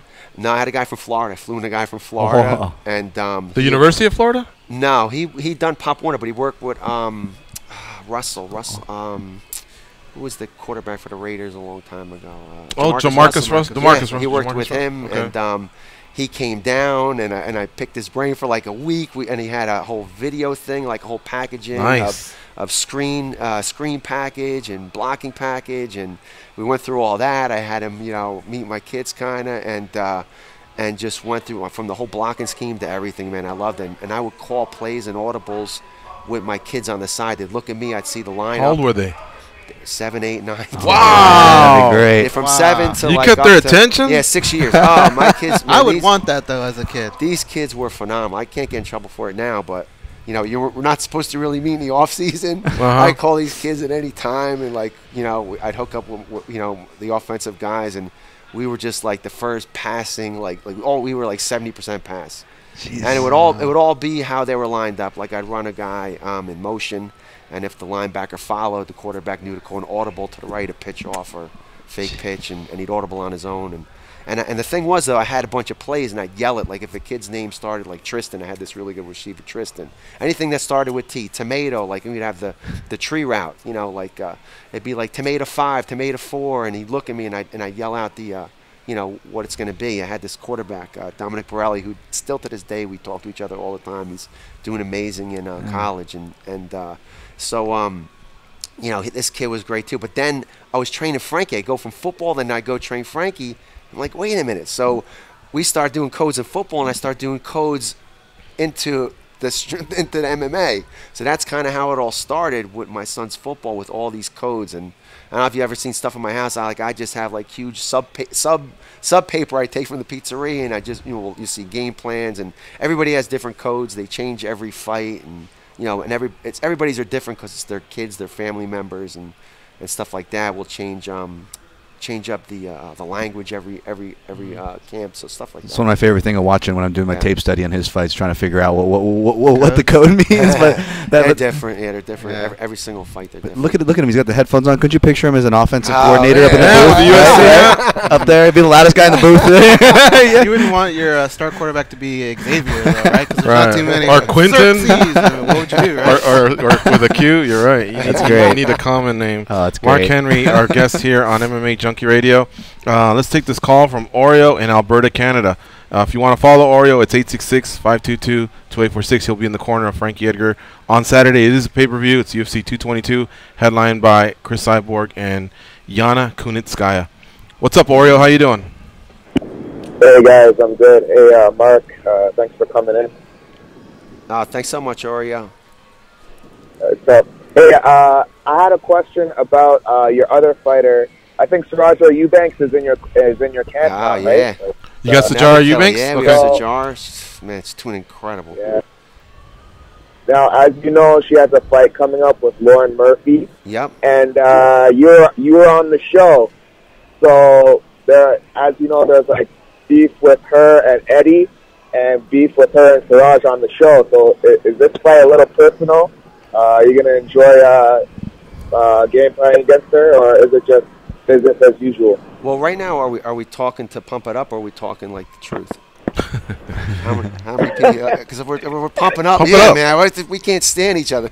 I got along with Lauren great. I know I get along awesome with with the head coach over there, and we've been through it with Ben, so I have nothing for admiration for that camp and for Lauren. Lauren, in fact, I wanted to pick her on the team because Caitlin Chikagan had fought her before, another one of our fighters, and had beaten her. So I knew Lauren and liked her a lot from watching her tape. But the one thing about Sajara, man, I'll tell you, man, I'm so bummed. In fact, I was just talking about it with somebody yesterday. I'm so upset she missed that title fight because she got so much better from the show. I can't even tell you how much better she got. And man, she is just like, she will listen to anything, man.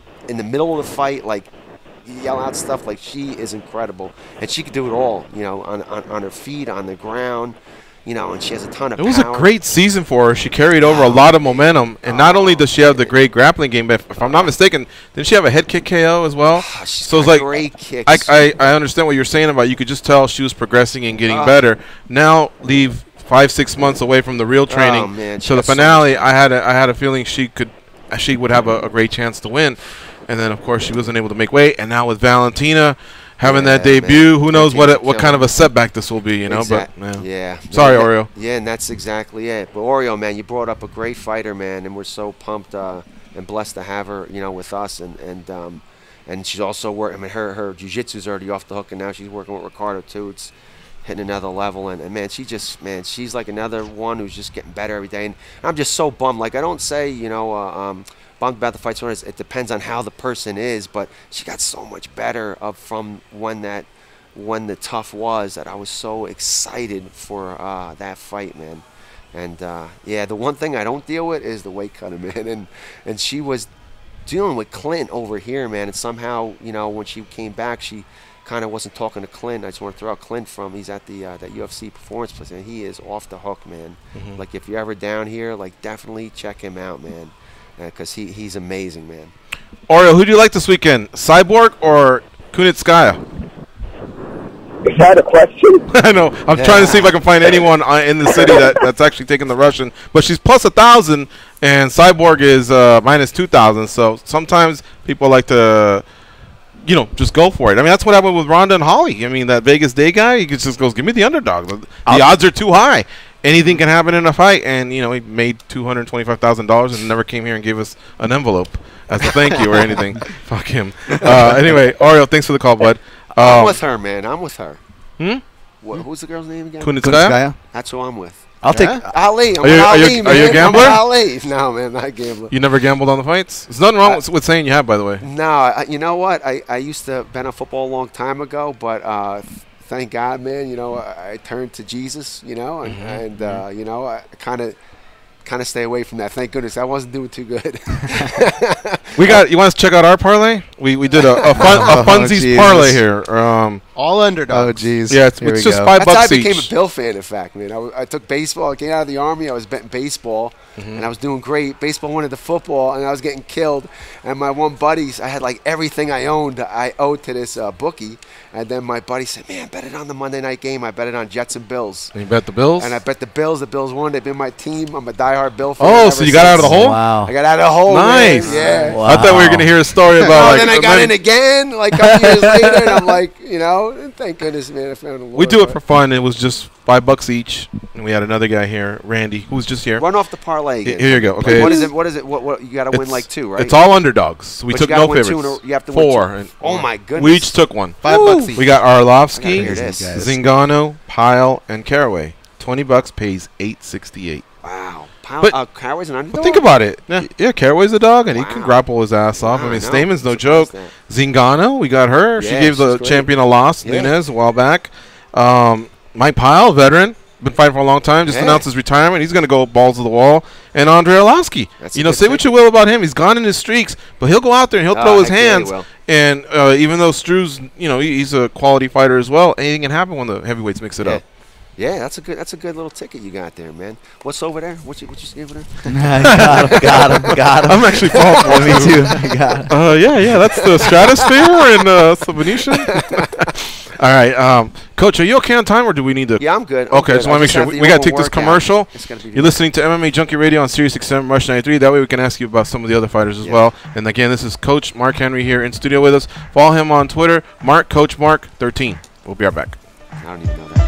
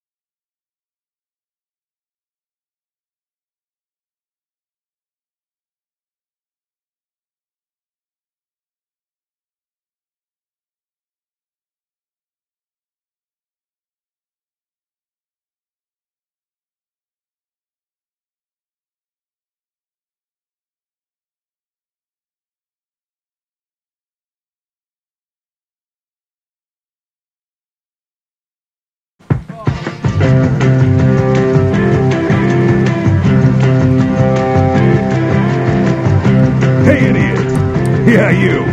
Can you please tap that rather large fellow on the shoulder and tell him it's time for more MMA Junkie Radio with Gorgeous George and Goes? Thank you. The Jim Rome Show is now on SiriusXM weekdays at noon Eastern. Catch The Jungle and the rest of the CBS Sports Network on Channel 201 and on the SiriusXM app. We're joined by Mark Henry here in studio. He'll be cornering Frankie Edgar this Saturday at UFC 222. Frankie's featured in the co-main event. He'll be facing Brian Ortega.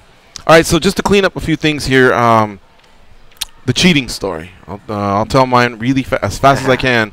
Basically, I'm going to high school in the mid-'80s. The Walkman was very popular back then.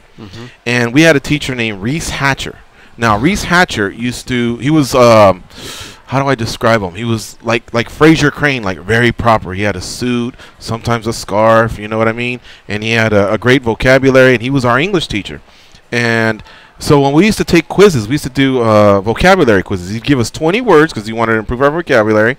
And every Friday we had to know the definition to them, you know? And so we kind of knew the quiz was coming, so that was no secret. And he used to play classical music in the background, you know? And so one of the girls or a guy complained and said, not coach, sir or teacher, or Mr. Hatcher, it's throwing me off, you know, I don't like music or whatever. So I said, well, how about if we each have our own music? Because at the time I liked hip-hop. How about if we just play our own music, and that way no one's thrown off? And he goes, I like that, you know, so cool. So, of course, I'm at home, and I'm taping on my cassette player, you know, whatever the words were, like mnemonic, it means this and this and that. So then I come back, I got my tape ready. He goes, okay, everybody. Now, not everyone wore a tape. Some people could just listen to the classical, and others had it. And I had it, and so I was sitting there going, yeah, you know, singing along or whatever. You know, Mama said, knock you out, you know, so whatever. Next thing you know, and this is where I believe I give myself credit. A dumbass would have went 20 for 20, right? I was getting 18s and 19s. The occasional 20 just to come home and go, look, Mom, you know. Right. But I was just, milk it slowly, you know what I mean? Milk it slowly. But my problem is, and this has fucked me up on other occasions too, I tell my buddies. Oh, you celebrated it. Right? And so they start doing it. And, of course, these jackasses now start going from, like, 13s to consistent 20s. I'm like, know your scale. If you're a 13, hit a 17 or a 16. Get the B or whatever. No, they got to get 20s and 19s. And I'm like, oh, my God. I just picture the scene from Animal House where the camera's panning across the students, and they're, like, doing this move. And then it comes to George, and he's just like, yeah. And, of course, next week they all have headphones. I can't accuse them of being a blabbermouth because I did it, right? But they blabbed too much. They didn't keep it to a And they're probably doing 1 minute tracks, so they're done in, like, 1 minute. And the word... 20 out of 20. I'm done, teacher. The grades started throwing it off, and then the word got around, I think. And I go, oh, okay, hold on a second here. So I knew the setup was coming. So I actually had to, like, go back to studying, and I didn't do it, and I actually had my music. And sure enough, he came in on one of those, and he goes, hey, I'd like to hear these tapes. And he brought a cassette player, you know, and some people got busted over it. And I was like, I got away. Oh, man. But the 20s and 19s had, you know, I had good memory. What was your and next score, man? What was your next score? Well, the next one I studied pretty good. You know, I was closer to 16, 17. Oh, man. But I was like, damn, I just couldn't remember. But what about, like, book reports and all that when you're writing stuff like bicycles are super? He's not thinking, wait a minute, like 2 weeks ago he's going 20 for 20. Where's this? Well, that's why I said I gradually went up. And then, see, I was one of those guys that I'd say, man, I really love these. You know, my parents have been complimenting me on my vocabulary. I'm going to start even harder going forward. So I would lay foundations. Oh, you know what I mean? I always thought about stuff like that. Jimmy Smith wouldn't have never seen that coming. Jimmy Smith, the commentator, he used to be an algebra teacher, so he was sharing some stories with us as well. That's so cool. Yeah. That's all right. So another thing I've been dying to ask is, are you all aware when the broadcast team goes, hey, let's go to the red corner where Coach Mark Henry and Ricardo Almeida are shouting instructions to? Nobody tells you that they're cueing to you? No, in fact, I never wear it. I don't like to wear the mic. Okay. We do so much code but stuff. no one says that they're going to you, and you're not. No. Because I've been noticing when they go, let's go see what's happening in the blue corner. You'll see it's coaches always that are Iron. sitting there, Yeah. and then all of a sudden it's like they know, and they're like, oh yeah, throw a jab and a double feint, and I'm like, oh, now they're trying to show off a little bit. So I always want to know if there was a cue or if there was just maybe some sort of a light that went on a certain camera. But no, at the time, life is hanging like on a cliff. And that's all I know. Like, in that 1 minute, like, life is at stake, and, man, you got to do this or else this and that, and that's all I know, man. All right, there you have it. All right. The other guys on the roster, Moraes just signed on to fight Jimmy Rivera. It's too bad they couldn't do it in New Jersey. They got to go to Utica, New York. So it's not too far, but both guys are Jersey guys, or at least close enough that I think it would have made a ton of sense. But let me tell you something, man. That thing was in Brazil. I'm happy wherever that thing is stateside, man. You don't mind the travel? No, I do. I'm happy it's in the States. I hate they said if it was in Brazil, no, I'd it be was happy. in Brazil. Marlon was originally going to fight someone, I'm not going to name who, in Brazil. And then it was like 3 days before, and I was just about to watch tape on that fighter, and then all of a sudden it flipped out of Brazil into Edson was supposed to be in Brazil too, and he's got Kevin Lee. Yeah. Okay. Yeah, but they were, and I love Brazil. I love the country, but man, when you go there, you don't go back till Monday. So I get off the plane at 7, and I have to go straight to the pizzeria, or like it's like 22 hours sometimes from when you leave your house till you get there. It's like 20 to 24 hours, man. It's just Brazil's a pretty big country, right? China's and easy. so they'll be like, hey, Belém, which is in the north part of Brazil.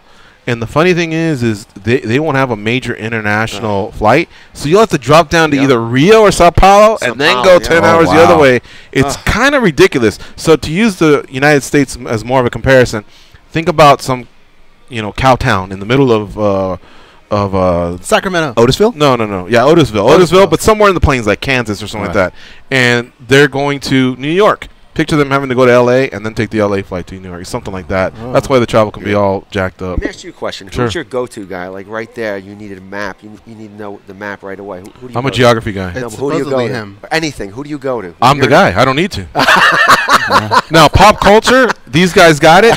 Music, these guys and the producer. How about MMA? MMA strategies and tactics, him. Nice. Humor and knowing more about the personality of the fighters, him. And then I kind of know a lot of the dates, like I was telling you. Oh, New Jersey, Utica, all that stuff. Gotcha. So when our powers combine, we form. I don't know. The super. enough. You guys are gonna like do a dance, and slap each other, do a spin. He would have had something. He would have had something if he didn't cheat on every vocabulary test. You could have actually said something. Could you guys get all your hands in together? Come on, man. I thought I was gonna see something good there. Yeah. So Marlon, this fight's got some heat. I love those fights. I love those fights where the guys have been chirping and he said this, she said that, and the proximity. A little bit of Jersey, New York. I love that fight with Marlon Moraes and Jimmy Rivera. A lot? Not a lot. Jimmy helped out for Chad. It was like the perfect timing for that, man. And were they cool back then? Yeah. Yeah, and I guess it just happens, when you get in the same weight class or whatnot, and you're both near the top, I guess that's what happens. But I'm so thankful Jimmy helped out, Frankie at that time, man, was such a huge help for that Chad fight. That Chad fight, man, I respect Chad more than anything. He's got a lot, so Jimmy definitely helped him out for that, and I'm sure Frankie and them helped out too. Marlon lost his first fight. Was there ever? When a fighter comes from another organization, they have to prove themselves 10 times over, right? Yeah. And so he comes over with the belt. He loses the first fight. It was a Sunset, if I'm not mistaken. Was it easy to pick up Marlon and go, "You're a champ. Don't worry. You're one of the best in the world," or was it a little tougher? Because he took that first L from a UFC guy. You hit it on the head. Like Marlon's whole thing was just knowing who he was. Like I remember, Edson was here. We had Marlon come over, and I called up his manager at the time, and I'm like, man, who is this kid? I'm like, what's his record? Like 15-0? And he's like, no, he's 7-4-1. I'm like, what? And I'm like, it can't be. Like I took him into Philly to a great boxing gym, and he did phenomenal. Then and then he sparred with Frankie, man, and he did some puzzling stuff with kicks that we weren't used to, man. That helped us so much in learning the kick game. And I was like, man, who is this kid? And then I even heard his other coaching had said, man, maybe you should hold pads or something like that. And I think he was 23 at the time. But what I saw in this kid, I just saw one of the greatest fighters, Oh, wow. At that way, I'm like, man, this kid is unbelievable. So, but with him, it was always kind of like, just letting him know who he was, from the beginning. And he is at hip to hip with Frankie, man. I think what's he like? He went 13 straight wins with our team or something like that, and then he lost it was 12 straight or 13 straight. So he's like 13. Title defenses, everything. Yeah, so he's like 13-1. So I remember the first fight with him with Torres. And that's how long it was. Oh, that was at Planet Hollywood, right? Yep. Yeah. WSOF 1, I think. And he fought him, and it's going into the third round, and he goes, let me know when it's 1 minute left in the third. I said, I'm not letting you. I said, I'm not letting you know what's 1 minute. You need the whole. I said, you need all 5 minutes in this round. And everybody thought I was crazy, but I'm like, Torres is going to win the round on being Torres, because Marlon easily won, but they're going to give him a round, I guarantee it. And they gave Torres a round, so he definitely, and that was like first getting to know him like in a fight, and then just the gradual letting this kid know of how amazing he is everywhere. And I'm telling you, man, his jiu-jitsu with Ricardo, his wrestling, being hip to hip with Frankie, and we're just blessed too, man. The guys that we have sparring together, like I think they just posted a picture the other day. Frankie Perez, Eddie Alvarez, Edson Barboza, Marlon Moraes, Zabit Magomed Shabirov, Saeed. We have Timur. We have Frankie. So we have like a great, guys that are all ranked. Or Frankie and Eddie were champions. Marlon was a champion. This thing, and we have these new Dagestani guys. Like the last two. Well, I've been with Timur for 6 years, but now the last 2 years we have some more. We have the guy Ramazan. I don't know if you saw. I'm asking him what I posted last week. He's off the hook, this kid Ramazan, 3-0. We've been with him ever since he started, his pro career. And we're hooked up with Dagestan Fighter, which, they're awesome. And, we work together with them. So we got these new Dagestan fighters in with us, too, and just brought our whole team to a whole nother level, man. But just the sparring that we have, these guys helping each other, from 35 to 55 is amazing. For this Marlon fight, Jimmy Rivera, as George said, a lot of bombs being thrown left and right. We had Ali here, and he cannot stand them. Come fight week, is that going to be, is things going to be a little edgy walking through the hotel? Do you have to do a couple of these, make sure they stay away from each other? No, I don't believe so. Jimmy's a definite professional. Marlon's a professional, man, and, and we try to keep it all about, for me, and me, Marlon and I have an amazing relationship. He's one of my best friends, and we are always X and O's. It's all about X and O's, X and O's, X and O's, and that's it. He does that, we do this, you do that. So that stuff is just, it's just ridiculous, in my opinion, anyway. Let's talk about Edson Barboza. He's got the fight versus Kevin Lee. So the good thing is here's similar skill sets for the opposition. Kevin comes from a wrestling background, and even though he's expanded his arsenal under Dewey Cooper, he's become a really good kickboxer as well. To us, it believes that his number one focus is to get the fight to the ground and submit somebody. So, do you like it when the skill set can be the similar, like it seems almost like a similar game plan that stopping the opposition. You got one wrestler in Khabib, and now you got Kevin Lee. So, is it like that a little bit, or is it a complete different game plan? It's like that a little bit. I think, man, Lee's an amazing fighter, man, and his striking, I think, is awesome too, and his kicks, man, and I think he's off the hook. But Khabib, man, he's like, when you talk about Khabib and any fighter in the world, like Khabib is on like 20 stratospheres.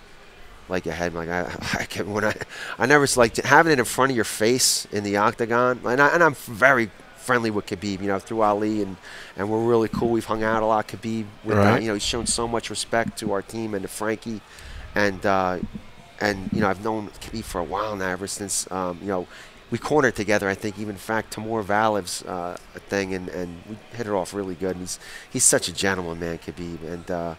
But when you see stuff like that, man, like, his wrestling's like just out of control, man. Like, I don't think I'm not afraid of any man in the world besides my own guys that I know, except for it was Mike Tyson and maybe Khabib. And then two men that I'm afraid of.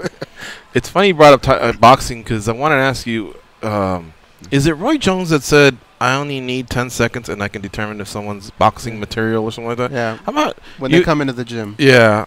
How about you, Mark? You talked about recognizing a kid named Ramzan who's 3-0. Yeah. How, if a kid comes to you, how much into the sparring can you go, that could be a world champion? Do you have that type of recognition?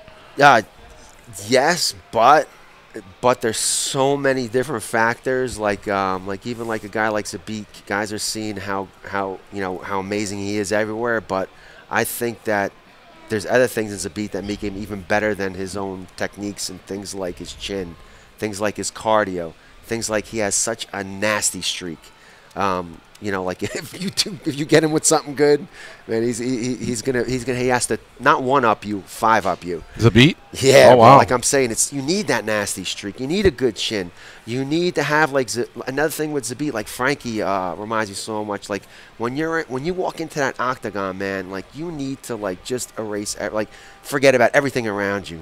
Guys, the media and just who's on Instagram, just get rid of it all, the spotlight. You need to just focus on what's in there. And man, I tell you, when you go, my first time going with Zabit to a fight, I thought the kid was going to the movies.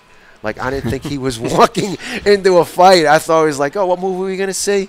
And so when you have those intangibles, man, I think make a fighter. Now some you have to work, like Marlon, you had to work to get to that, to where he's there, man. Now Marlon, when he first got into, that was my only thing with Marlon, he's getting into the UFC, because Marlon's so great. But he was he kept touching Austin Sal's hand. I can remember in the third round, stop. They kept patting each other's fists. I'm like, stop touching his hand. He's your opponent. You know what I'm saying? Don't touch his hand one more time. And you need to have that. I think, and that's something Marlon learned. Then right from that, Marlon's not anybody's they're my enemy in there now. You know what I'm saying? No more friends, no more this, no more that, and to where that was an amazing, lesson in all those things. So, you could see somebody and say technique-wise, but there's so many intangibles and different things that need to be worked out that you see. Is it a sparring partner that they know they're comfortable with? Is it someone, they have a problem with grappling? Now they're a little different, so. Coach, respectfully, though, is that a good training partner, though, that someone that if you hit him, he's coming back at you 5 times? I mean, that you could possibly hurt someone. And I imagine you've created a team atmosphere. No, it's also learning how to spar. It's learning how to spar, okay. too. When we first got, I remember Edson, man, you get Muay Thai guys, you'd have to slow them down. Those guys, the Dagestanian dudes, man, they come to, the spinning head kicks, galore. So you have to definitely learn how to spar and say, listen, you're not getting paid here. It's about having a long career. It's about, we care about you first as a person and not as a fighter, and let's have a long career. Gotcha. So our sparring is definitely, anything gets heated, I jump in right away. And it's tough, man, when you guys have guys like Eddie, man, in there, and it's tough to slow it down, man. But you just have to sometimes stop it and say, no, that's enough. That's enough. We got to take our last break here. It's MMA Junkie Radio on Sirius XM Rush 93. We have Coach Mark Henry here in studio with us. He'll be cornering Frankie Edgar on Saturday at UFC 222. It is a pay-per-view. It's headlined by Chris Cyborg versus Yana Kunitzskaya. So get it, because there's some decent talent on there, man. Some young talent.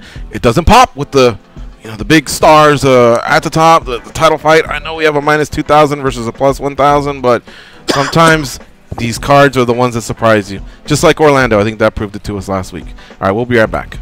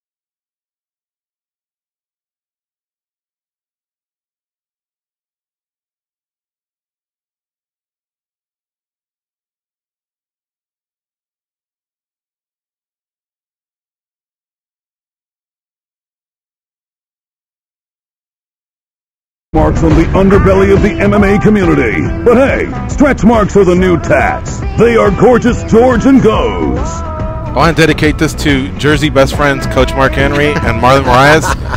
They're like best friends and they love talking X's and O's. Danny, can you bump it a little? I have it in my mind. No, that's it. It's catchy. I love it. This one's called X's and O's. It's got a little Brazilian flair to it, too.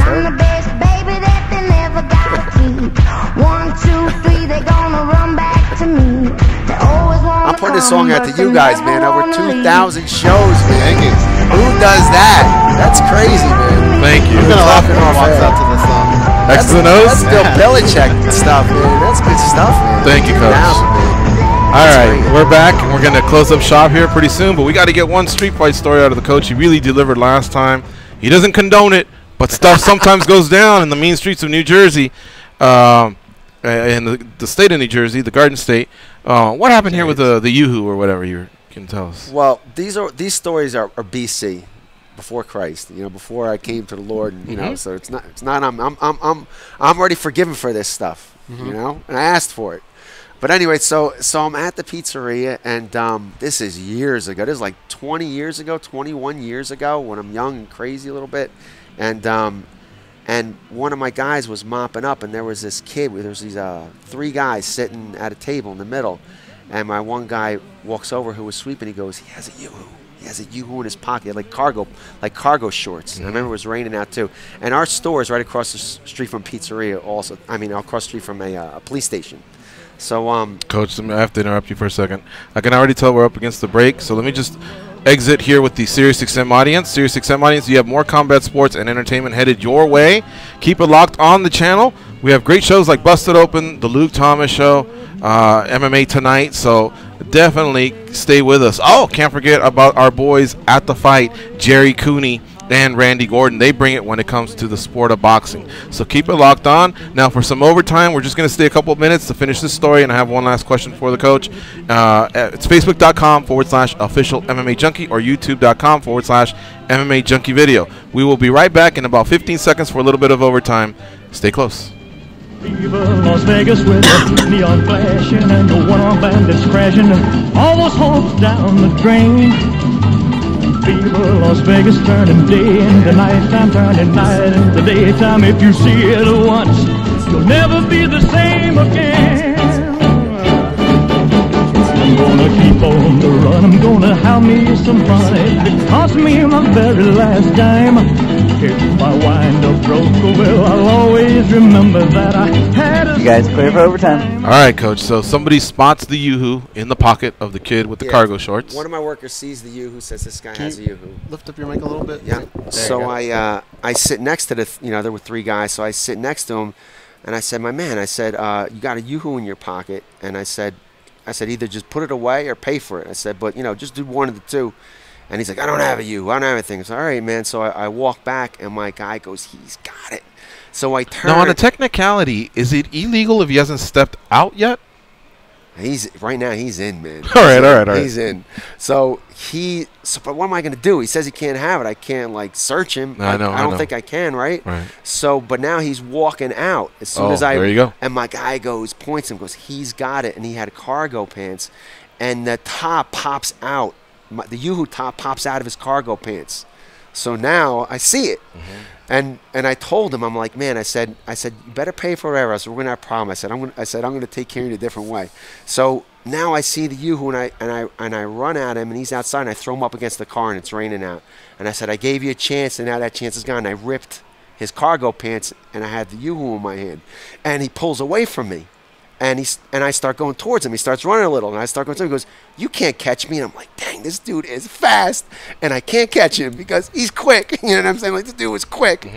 So I start going 10 feet, running a little bit, and I just cannot get, 10, 20 feet, and I cannot get this dude. But I'm like, you know what? I'm like, so we start running, and I go, you know what? I said, I can run all day, pal. From boxing. I'm used to running 6 miles every day, so I'm a little kid. I even still run every day. I'm like, you may have me in the 40, but I'm going to catch you down the road, and when I do, you're done. So I'm like, I'm going to hit you in the back of the head with this bottle. So now he starts swerving, and, with his head. We're going down the street. It's a pretty busy street, Main Street. This is where my pizzeria is. So he crosses the middle of the road. This is when I was younger and crazy, too. And we don't even look. I don't even look. Like, car almost hits us both. We cross the street. We're about a quarter mile up, and he tries to jump into another car. That's just on a side street. It's trying to make a turn. And he jumps in, and the guy jumps in front of him. The guy kicks him out with his foot, and I grab him, and I got him now. He had a little lead on me, but I caught up with him. So I grab him, and I shake him like, you're done now. And now his 2 buddies are following us, and I kind of shake him, and I said, come 2 more steps. I crush him, then I crush you. I'm like, you're done, pal. So I'm walking back. Because you know what? I'm taking you to the police station. No, he's like, please, my mom. I'm young, but I'd say he's 20, 21. I'm living with his parents, and he's begging me. Well, a quarter mile down, I just threw him down in front of the police station. I didn't take him to the place. Just don't come to my store anymore. Damn. No fight story, huh? You're a G, coach. No fight story. Man. No fights, no swing, but I've chased him like quarter mile down the road, man. It was funny. He would have got a 10-8 round just by getting the Yoo-hoo back, but he went for the 10-7. He went down the street for him. Well, if he didn't keep, if he would have got, I saw them too. Like they were smokers because when they threw their butts were still so teed me off when they walked in. You never saw him again? No, I never saw him again. But I'm like, this dude ain't gonna make it. Like once he gets a while, he's smoking. So I got the smoking and the thing. He's got a lead on me. But man, this dude was quick. I bet nowhere I was catching him in the 40. Your street cred probably went up too, man. Don't mess with the owner of the pizza place. Pino's Pizza doesn't mess around, dude. I would imagine like this scene from a movie, a store owner like sweeping their front store stoop, go, oh, there's Mark. Yeah, it's like normal. That's basically it. That was another day.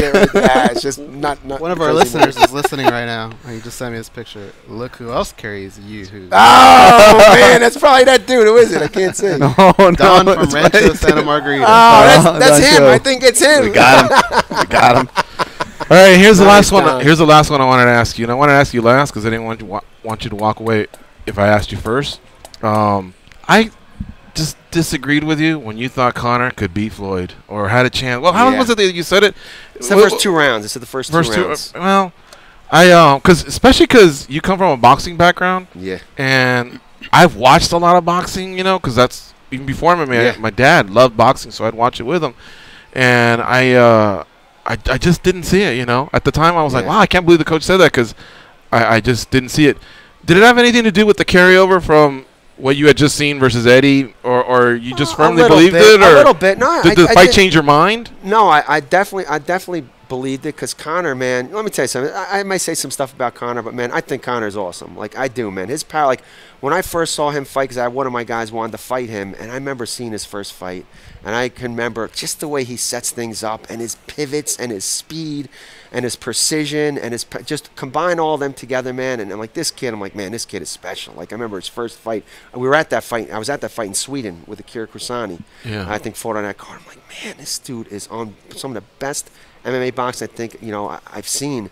But I just thought like Floyd kept taking 2 years off, 2 years off, 2 years off, 2 years off. And, like, he hadn't fought in 2 years, and now he's 40.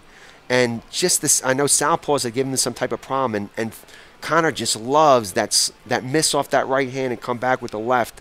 I thought that also I thought also too that Mayweather's mindset was wrong. Like I heard he was bringing in people for clinch and whatnot. I'm thinking Conor's clinch is horrible. Like he doesn't want to be in a clinch. That's the last place he wants to be. So I'm thinking like too much MMA's in his head and all these little things were going through my mind. I just thought that maybe the age, one day he's just got to catch you. And now he's 40, he hasn't fought in 2 years, and that's why I said the first 2 rounds.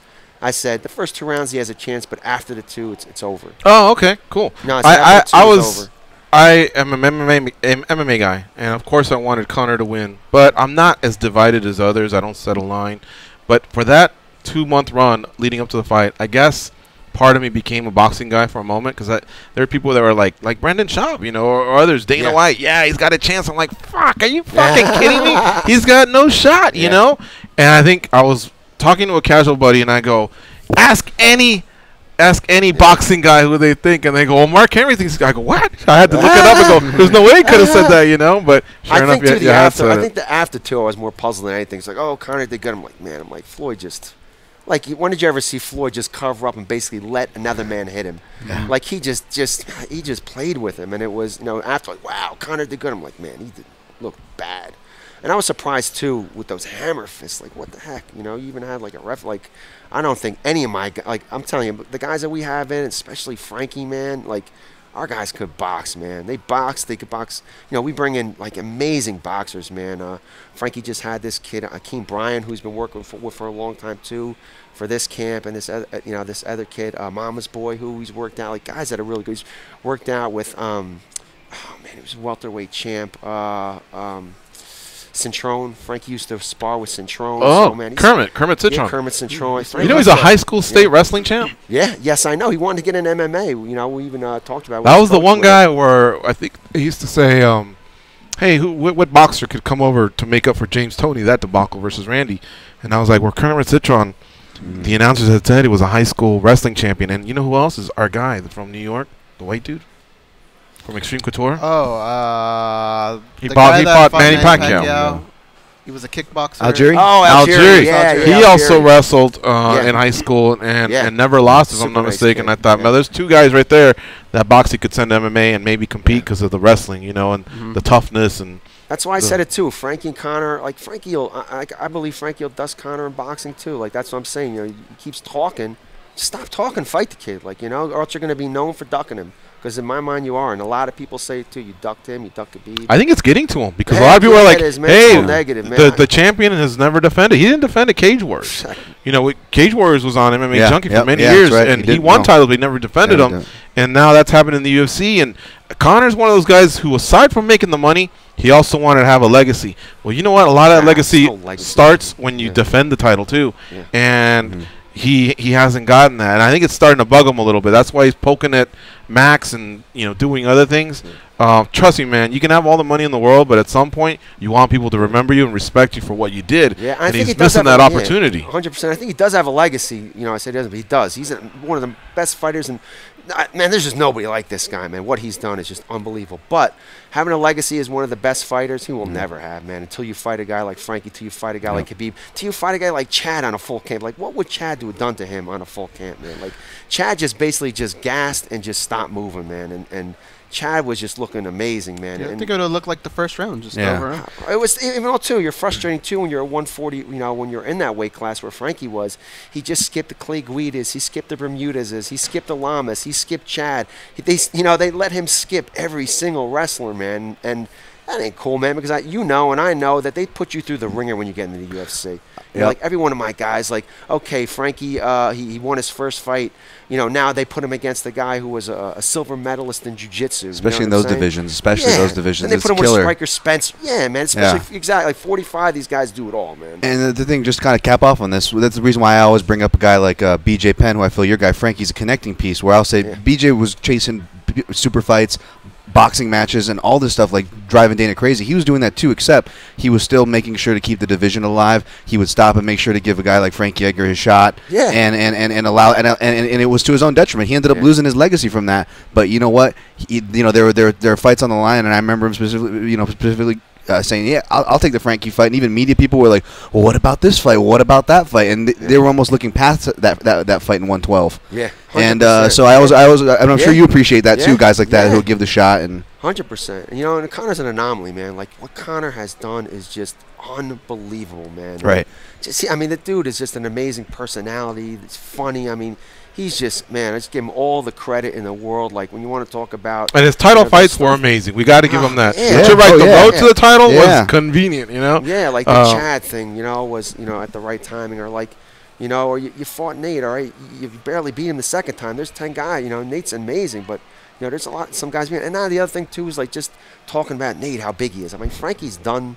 Frankie has fought like Stevens. He's 15 pounds less than Stevens when they weighed him. He's done this his whole career, every single fight. Like, you want to talk about a guy who's one of the best ever, who's fought against no height, no range, no weight. Like, talk about Frankie Edgar. Don't, like, you lost to you lost to Nate, and you beat Nate, and you're talking about how heavy he is. Nate's a 55er his whole career, man. Give me a break.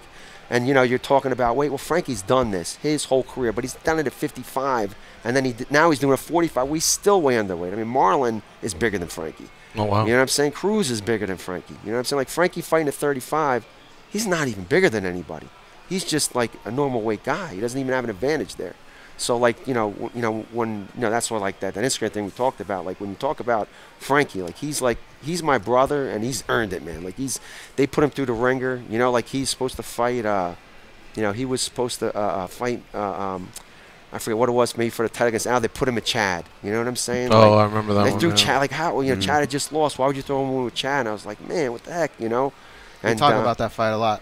Yeah, like, how does he get Chad? You know what I'm saying? Like, we think the UFC was saying, maybe he can beat him, and if not, he can put more mileage on him. Yeah, exactly. Like Chad, I thought they put him in to try to stop Frankie from getting to Conor. You know what I'm saying? But all that stuff aside, man, I'm just excited for a real fighter. You know, a guy like Ortega who wants to fight, a kid who's, you know, had a tough upbringing. He's also a Christian man, so I definitely, admire this kid for that. And the message he's putting out, man, is so applauding and so awesome than these other messages that you have, like over the weekend and stuff. And now you have like guys like Ortega who put out such a positive message to kids and to kids in his own community. And, man, to fight a guy like Ortega or Max is just, it's an honor, man, to even be a small piece of it as a coach and to, be able to fight these guys, man. It's just incredible. Thank you so much for coming to the studio. It's been a fun chat with you. We really appreciate your time, and good luck on Saturday with Frankie Thanks Edgar. so much, guys. 2,000 next time I'm in, but I want to hear 3,000, man. You guys are killing me. Well, we're officially inviting you. It'll be in the summer of 2019. We'll have our 3,000 show. Awesome, hopefully bro. You're in town. And you guys are still, you guys are Frankie Edgar, man. You're still rolling hard. You're still rolling hard with all the young podcasts. You're killing it. Big shout out to our producer, Danny, who stayed a little bit of overtime. He stays quiet in the background, but he's got his show going on as well, popping off. Another episode in the banks, Danny. Congratulations. We are out of here. Thank you to Jimmy Smith, and thank you to the coach, Mark Henry, for joining us today. I was going to rattle off the guest list, but today's only Thursday. We still got our show tomorrow. I usually do this on Friday. Yeah. But I didn't do last week. So last week, I forgot to thank Ben Folks, Matt Mitrione, James Vick, Ali Abdelaziz, Carlos Esparza, Stevie Ray, Emily Ducati, Joe Warren, Brad Tavares, Curtis Millender, Derek Brunson, Dave LaGreca, and Brian Caraway. All right, folks, we are out of here. We'll see you tomorrow with another edition of MMA Junkie Radio. For the coach, Mark Henry, goes Dan and Danny back east. I'm George. Have a nice day, and go out there and be champions. God bless, guys.